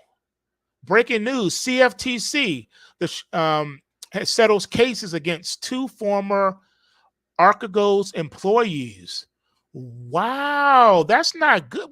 Everything we've been talking about this morning, and now the CFTC is in the news. That's not cool. That's not good at all, man. What's going on at the CFTC, man? For those who don't know, that's the Commodities Futures Trading Commission. They're analogous to the SEC for stocks. They oversee commodities futures trading and forex trading, as a matter of fact.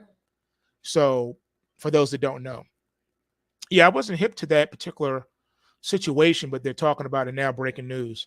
Yeah, man. So, we live in a world that is just full of controversy and lies, and people have been able to get away with a lot of things. And at the end of the day, I want to let you know that in the end, everyone pays.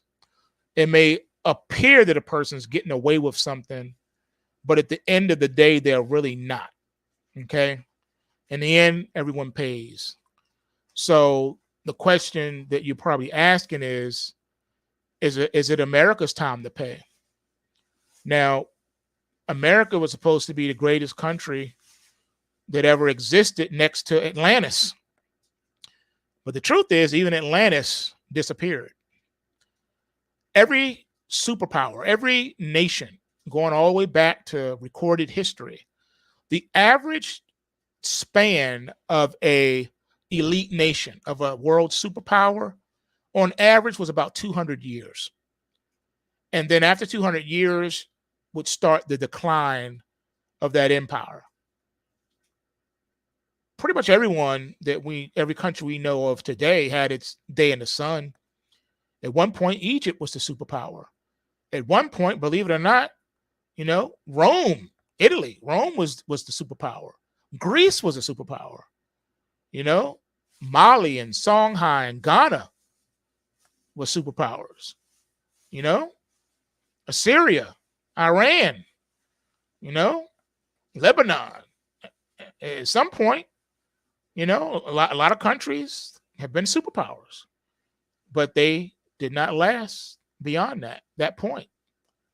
So you can make an argument that that's what we are seeing now. We are at the decline of an empire. We're seeing an empire in decline. At one point, it was bragged that the United States of America was the freest country on earth. It was the land of opportunity. People were risking their lives to come here. People literally died breaking their neck trying to get here. A lot of people drowned trying to get here, trying to cross oceans and seas and rivers to get here. All right. It was the land of opportunity.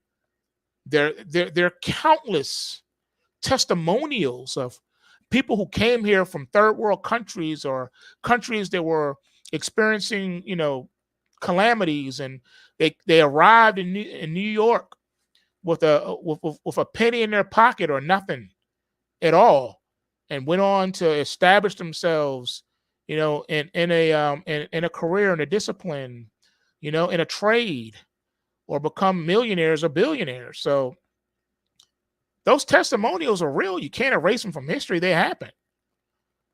But the question is that true today?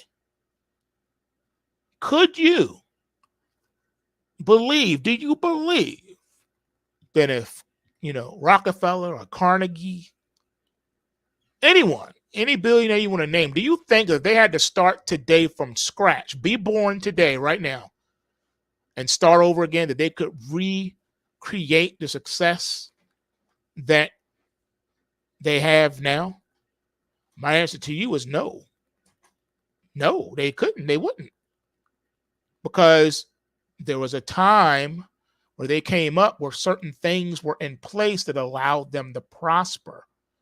Those mechanisms no longer exist today. Now, at some degree, I won't be a hypocrite. I'll admit, even I have benefited from the current technological breakthroughs that we have today. There was one. I mean, I can remember a time when we didn't have the internet. I can remember a time when, if you would have said cell phone, someone would have said cell what? I can remember a time when there was no personal computer. There was no laptop. All right. You know what our computer was? It was a typewriter. All right. And if you wanted a top of the line typewriter, it cost you a lot of money. If you had a typewriter, and then of course we leveled up from typewriter to word processor. I remember those times. But now it's different. You're right, Copper. Copper said that they got in the door and locked everybody out. That's right. Did you know, for those that don't know, did you know there are larger Fortune 500 companies and other companies that dominate in their particular space, that they lobby the government to pass laws and rules and regulations to make it impossible for a new competitor to arrive? Yes, that's what they do. They corner the market. They have a monopoly amongst a handful of companies. Why do you think at the end of the day, 1,000 companies can come into a space, and when it's all said and done, you'll have either maybe 5 or 10 companies left? There's a reason for that. There's a reason for that. So things have changed. It's not the same here. It's not as easy to make a living like it was back in the day. Why do you think I pushed trading so hard? The time when you would go and work for a company and then retire from the same company that you started working for out of high school or out of college, and you will walk away with a pension? Do you know those days are dead and long and gone? That doesn't exist anymore. People job hop as often as they change their underwear. Are you kidding? The probability that you will retire from the company that you're working at today is zero. You'll be lucky if the company's even around next year. How many companies has the American public seen go bye-bye in just the last 2 years alone? Surely you guys have seen the videos on YouTube about the dead zombie malls, not just across America, but worldwide. The West is in trouble. The West is in peril. And there's nothing that anyone can do about it. They're just in peril. They are in trouble, like Bernie Mac character used to say. Trouble. Yes. Now, a lot of this trouble that we are seeing, I'll be the first to admit, it is man-made. If you don't remember anything else I talked about today, remember this. Scarcity is a part of nature and reality. Shortages are man-made. Once again, shortages are man-made, man-caused. Scarcity is organic in our reality, in nature. There's only a certain amount of gold and silver in the ground. There's only a certain amount of rare earth metals and natural resources. That's why we economize. There's an economy exists because resources are scarce and a lot of resources have alternative uses. All right. If that were not so, if this was still the Garden of Eden, there'd be no need to have an economy because everything will be plentiful. But that's not the case. Not the case. So I have to say, you guys, it's been great. I think this is probably the longest pre-market post scan I've ever done. Just time has gotten away from us. I've been talking for over 3 hours straight. Hopefully you guys got something out of it. Hopefully, you're able to reflect on our current reality and get more understanding about the times that we're living in. There's no such thing as Camelot. All right. Camelot does not exist. Nirvana does not exist on this earth. It will one day, but that day, as far as we're concerned, is far off, but it may not be. But for now, there's no Camelot. All right. There's no Atlantis. There's no perfect place to go or run and hide. No matter where you live in the world, there will be something. Peace does not exist. I know that most of us just want to be left alone. We just want to chill and relax and enjoy life, but we're not afforded that opportunity. We have concerns because that's the environment we live in. We were called to these times. If it were not so, we would have been born in millennia past. I'm glad I'm here now and not 100 years ago or 200 years ago. I'm glad we weren't born in some other nightmare circumstance. I count that as a blessing. We have been called to a time as such as these, ladies and gentlemen. Every single last one of us has a plan and a purpose to do good in the earth and to help your fellow man. Some of you are plumbers. Some of you are electricians. Some of you are carpenters. Some of you are HVAC. Some of you are doctors. Some of you are lawyers. Some of you are engineers. Some of you are scientists. Some of you are farmers. Everyone has a trade. Everyone has a job, a career, a calling, if you will. We all do our part. As you make money, my part is to help you keep what you make and earn and grow it. That's what I was called and put here to do the pulse waves. I was called to be the algo capitalist, to help people. We learned a lot of wisdom when you read the ancient texts, ancient papyrus. Joseph gave wisdom to the emperor of his day. He said, we're going to have to store up in good times so that when the bad times come, we're not going to all starve to death. He said, so during times of feasting, we should save and store up so that when the famine comes, we're not looking stupid. And that's what they did. They said, whatever Joseph tells you to do it. He said, except for me, next to me, he will be the most powerful man in the land. So he said, treat him as Pharaoh. He is Pharaoh to you. Only I hold the office higher than him on the throne, and that's it. But other than that, he's your man. Do as he says. And what did they do? They had 7 years of prosperity, and they stored up. And then what happened? Just as the prophecy was told, 7 years of famine hit the land, and it hit the land hard. People in the outskirts had to travel to the city, travel to see the emperor, the king, the pharaoh, just to buy grain so they could not starve to death. Well, shouldn't we have done the same thing in America, the United States? Shouldn't the United States have stored up?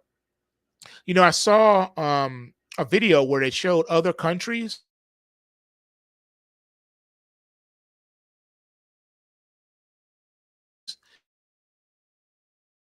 citizens this ginormous stock full of grain and rice and stuff for their people. America hasn't done that. America has never done that. The only thing they got in their silos is what they need to fulfill their commodity contracts for those that take delivery. But as far as stockpiling stuff for its citizens, the U.S. has never done that and never will. They don't give a darn about their citizens. They made sure they had a petroleum reserve, but they don't have a rice and wheat reserve. When's the last time you heard them give you the last estimates of their stockpiles? Ladies and gentlemen, today, as you know, we do this every Wednesday. We give you the accounting of our stockpiles of wheat and rice and corn. I'm here to report we've increased our stockpiles by this many tons, this many pounds, this many bales and barleys, and all is well. Thank you and have a good day. No, you've never heard that, and you never will, because America has been the most selfish country in the world. So selfish that they walk over and ignore those that have fallen through the cracks and fallen on hard times. They paint every poor person with the same broad brush. They say that if you are poor, it's because either you are a drug addict or an alcoholic, or you're mentally ill, or you're a compulsive gambler, or some other form of a scumbag. And they look down at you and they ignore you. America is cold-blooded as a whole. Of course, there are individuals, there are nonprofit organizations and churches and things of that matter that do a lot of service and help the poor and house the poor, help people get back on their feet. Yes, the United States has a tool in place, to take care of people when they come on hard times. Yes, those programs do exist. And yes, they have saved many lives and kept people alive. They got all types of things like that. But as a whole, its citizenry hate it. And they're quick to make fun of and ostracize the poor. What they don't teach you in school is that not every poor person is lazy. There's a such thing called the working poor. Do you know even in 2022, most people have never even heard the term the working poor? It doesn't even register in their brain or make sense to them when they hear it. They say there's no such a thing. Yes, there's a such thing called the working poor. People think that if you're poor, it's because you're lazy or you have some type of addiction.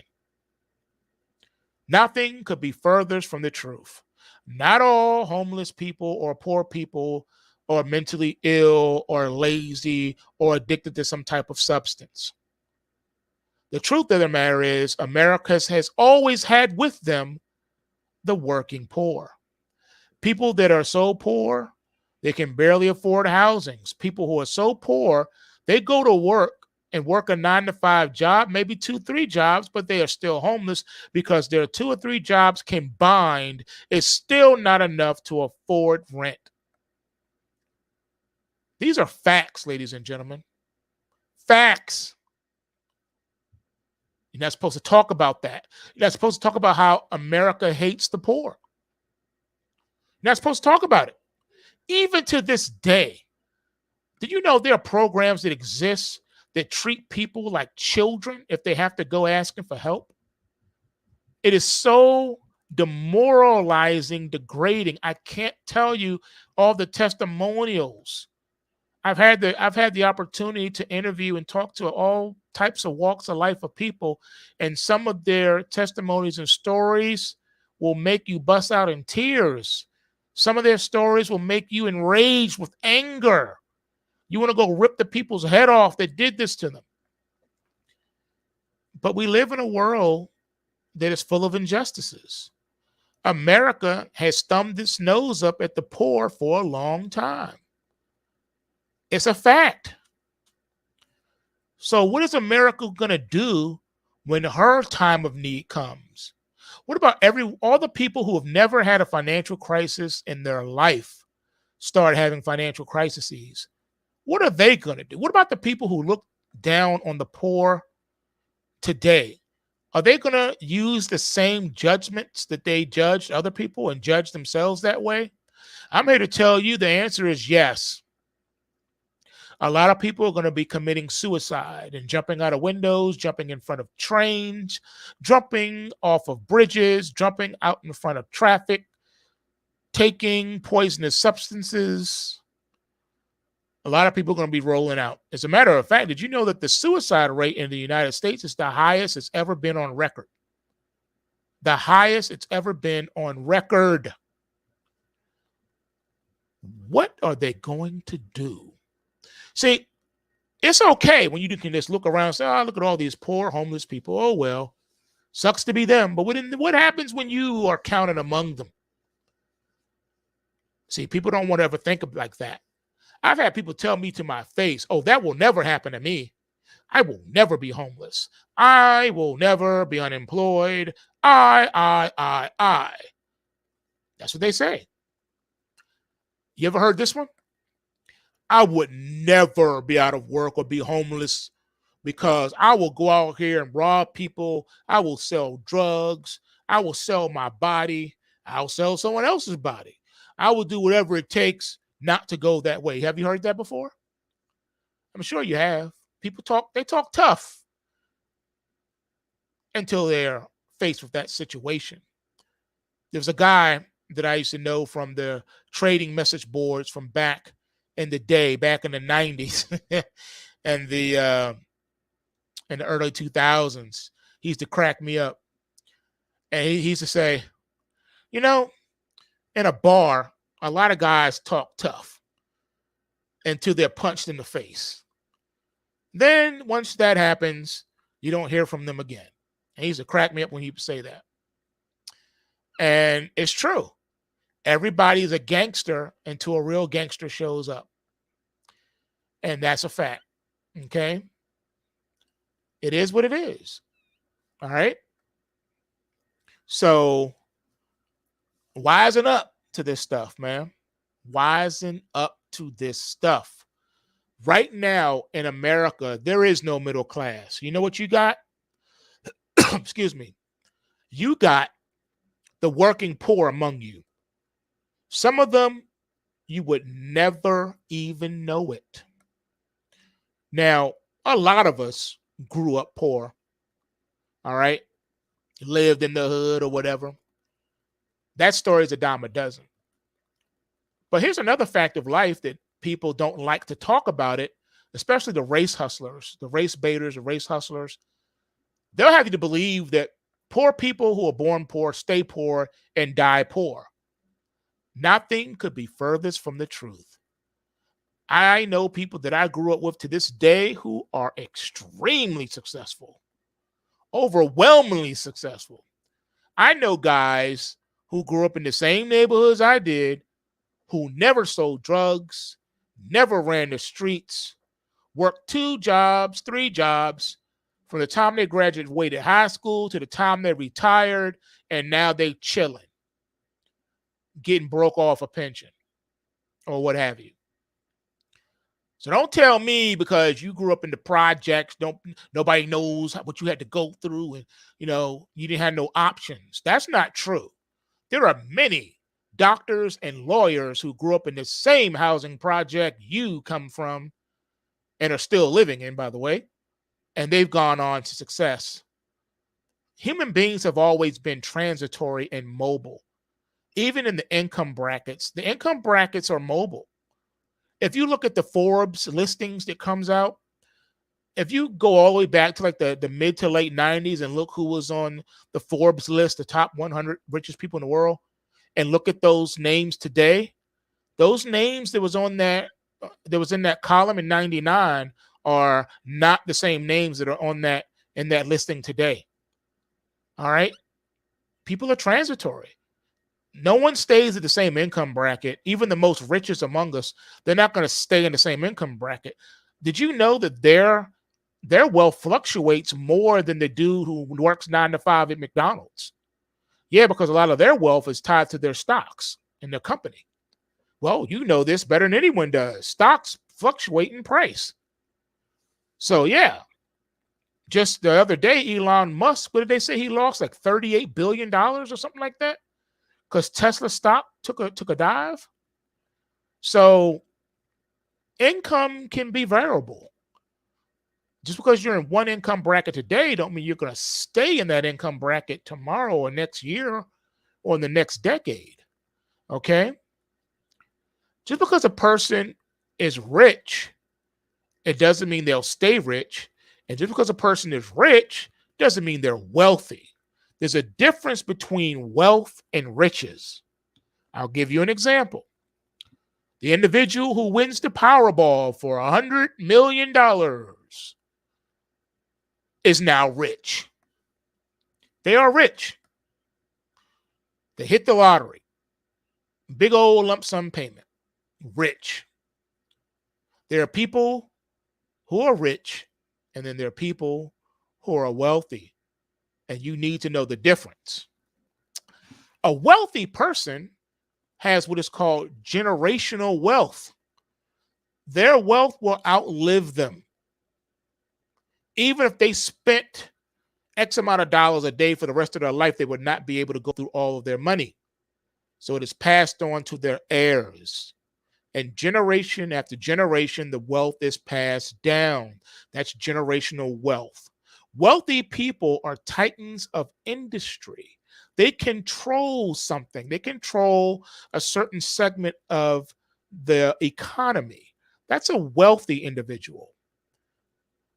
A wealthy individual would be like Mr. Rockefeller, Standard Oil. He was a wealthy man.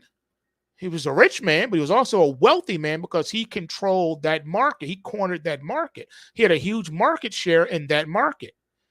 Bill Gates was a rich man who became a wealthy man because he controlled the computer industry.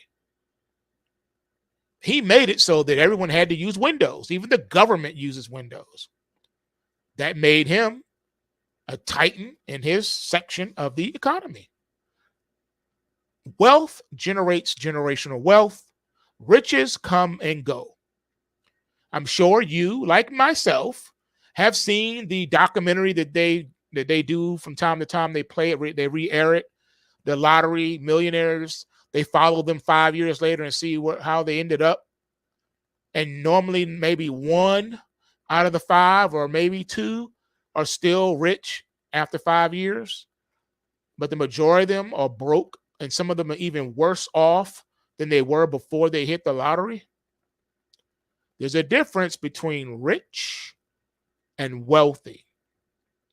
Another difference between rich and wealthy is that riches can come easy. They can come overnight. But wealth is different.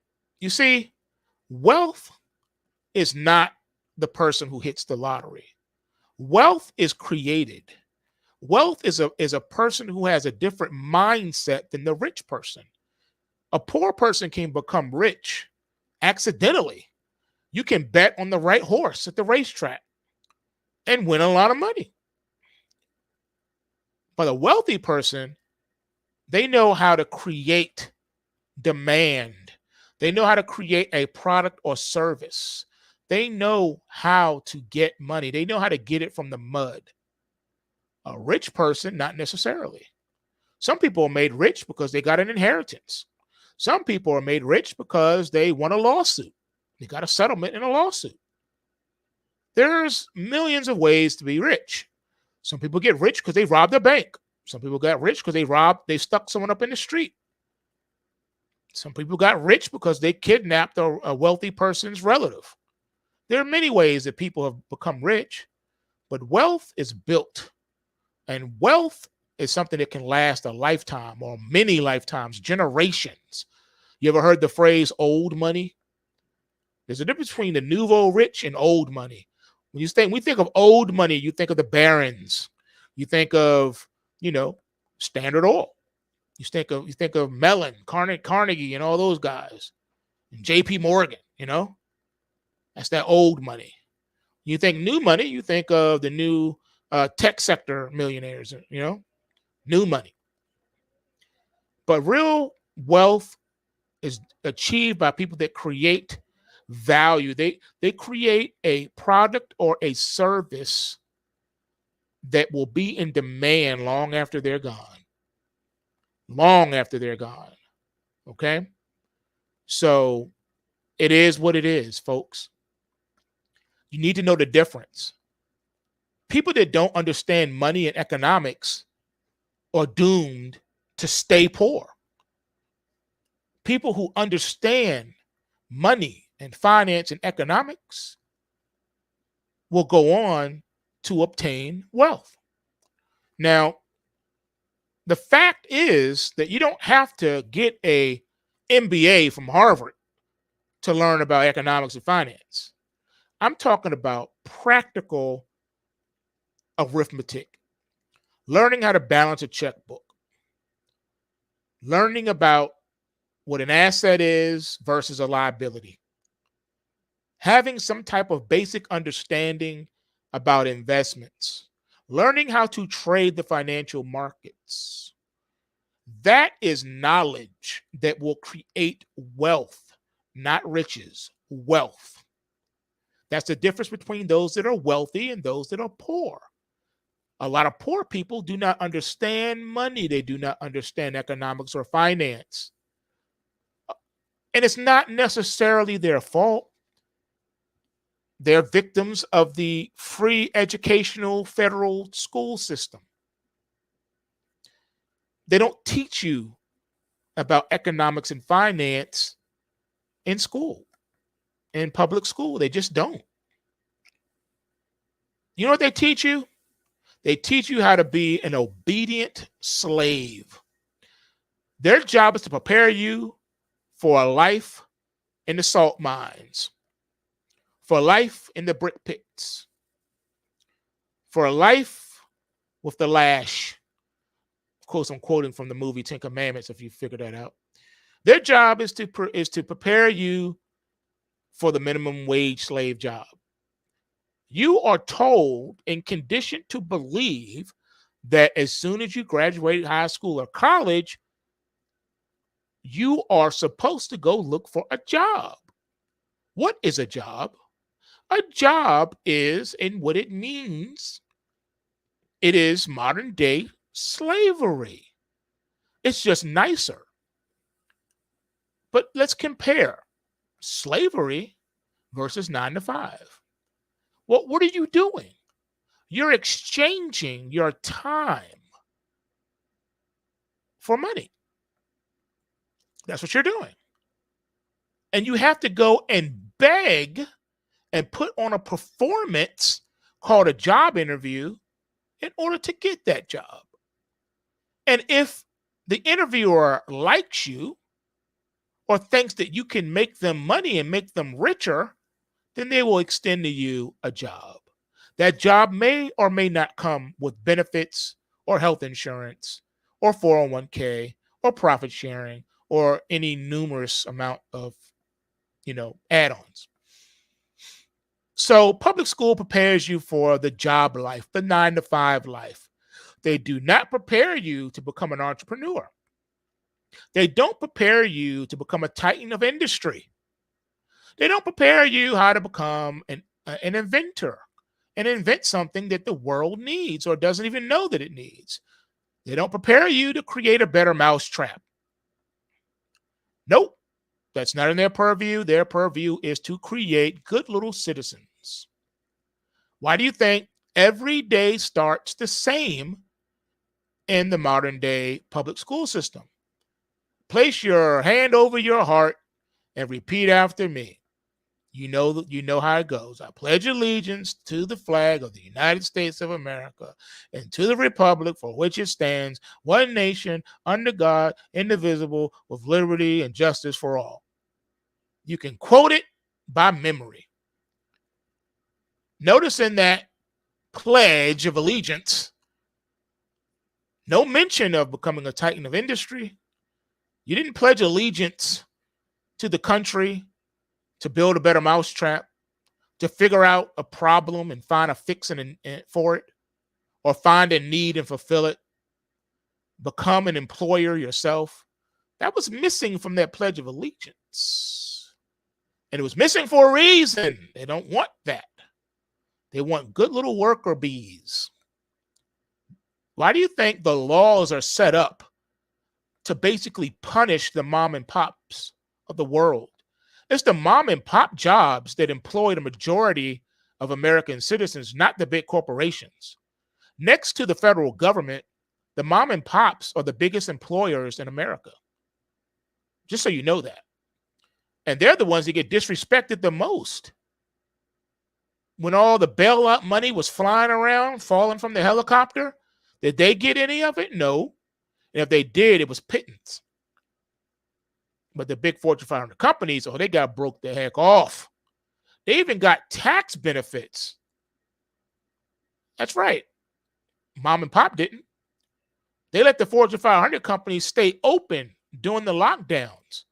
But they told little mom and pop, you bet not open your little restaurant, your little business, or we will come and shoot you in the head. We will arrest you under the threat of violence. We will come and apprehend you with force and throw you in jail. And then we will not only throw you in jail, but then we're going to extort money from you. Did you know that the government can legally extort its citizens? It's called taxes. They call it a tax. The average American pays at least 50 to 100 different taxes every year. 50 to 100 different taxes every year, and you're not even aware of it. What is a tax? Tax is nothing more than persuasion. It's extortion. It's saying, give me money or else. Give me money and I will give you permission. A tax is permission. All right? You get my permission. You are not allowed as an American citizen to do anything on your own without permission from your government. And I do mean anything. You cannot, and I mean you cannot, do anything without the government's blessing. You can't leave the country and return without the government's permission. You can't start a business without the government's permission. You cannot drive the automobile that you just paid a lot of money for without the government's permission. You are not even allowed to work a job in the United States of America without the government's permission. Total loss of civil liberty. You're right. You can't do anything. Whoa, let me. What's that? Hold up. The live chat is blowing up. You say now the EU says you cannot own a cold storage wallet unless it is linked to an exchange with your full ID. So in other words, they've gone full KYC, know your customer. Wow. That's terrible. Yeah, too bad it's come to this. America is no longer the freest country in the world. Far from it. You need permission from Uncle Sam to do anything in this country. You can't even own a pet without permission from the government. Remember, permission comes in the form of a license, which is nothing more than a tax, which is nothing more than extortion from your government. The government is saying you cannot have our permission to engage in commerce unless you pay us protection money in the form of a tax, in the form of a licensing fee. A license is nothing more than permission. You can't own a business in America unless you take on a silent partner.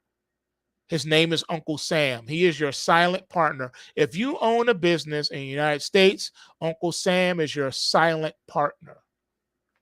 Just remember that. You can't go work at Walmart unless you get permission from Uncle Sam and you agree to pay him extortion money in the form of taxes, personal income taxes, which is extortion, which is permission for you to work. Not only do you have to get his permission to work, but then by his good graces, you work to pay him. That's right.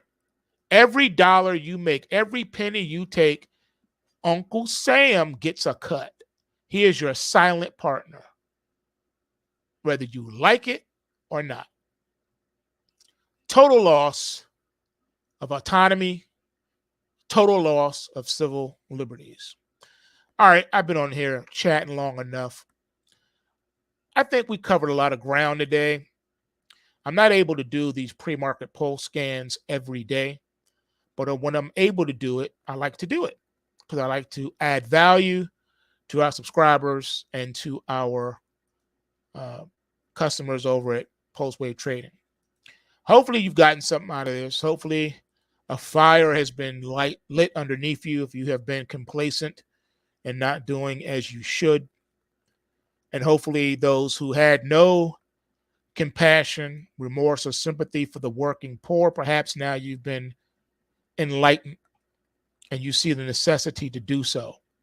Everyone has a story and everyone deserves to be heard. Don't paint everybody with a broad brush. Just because the young lady, the young man, or the working poor and may even be homeless doesn't mean they're lazy, doesn't mean they lack work ethic, doesn't mean they have some type of addiction. All right?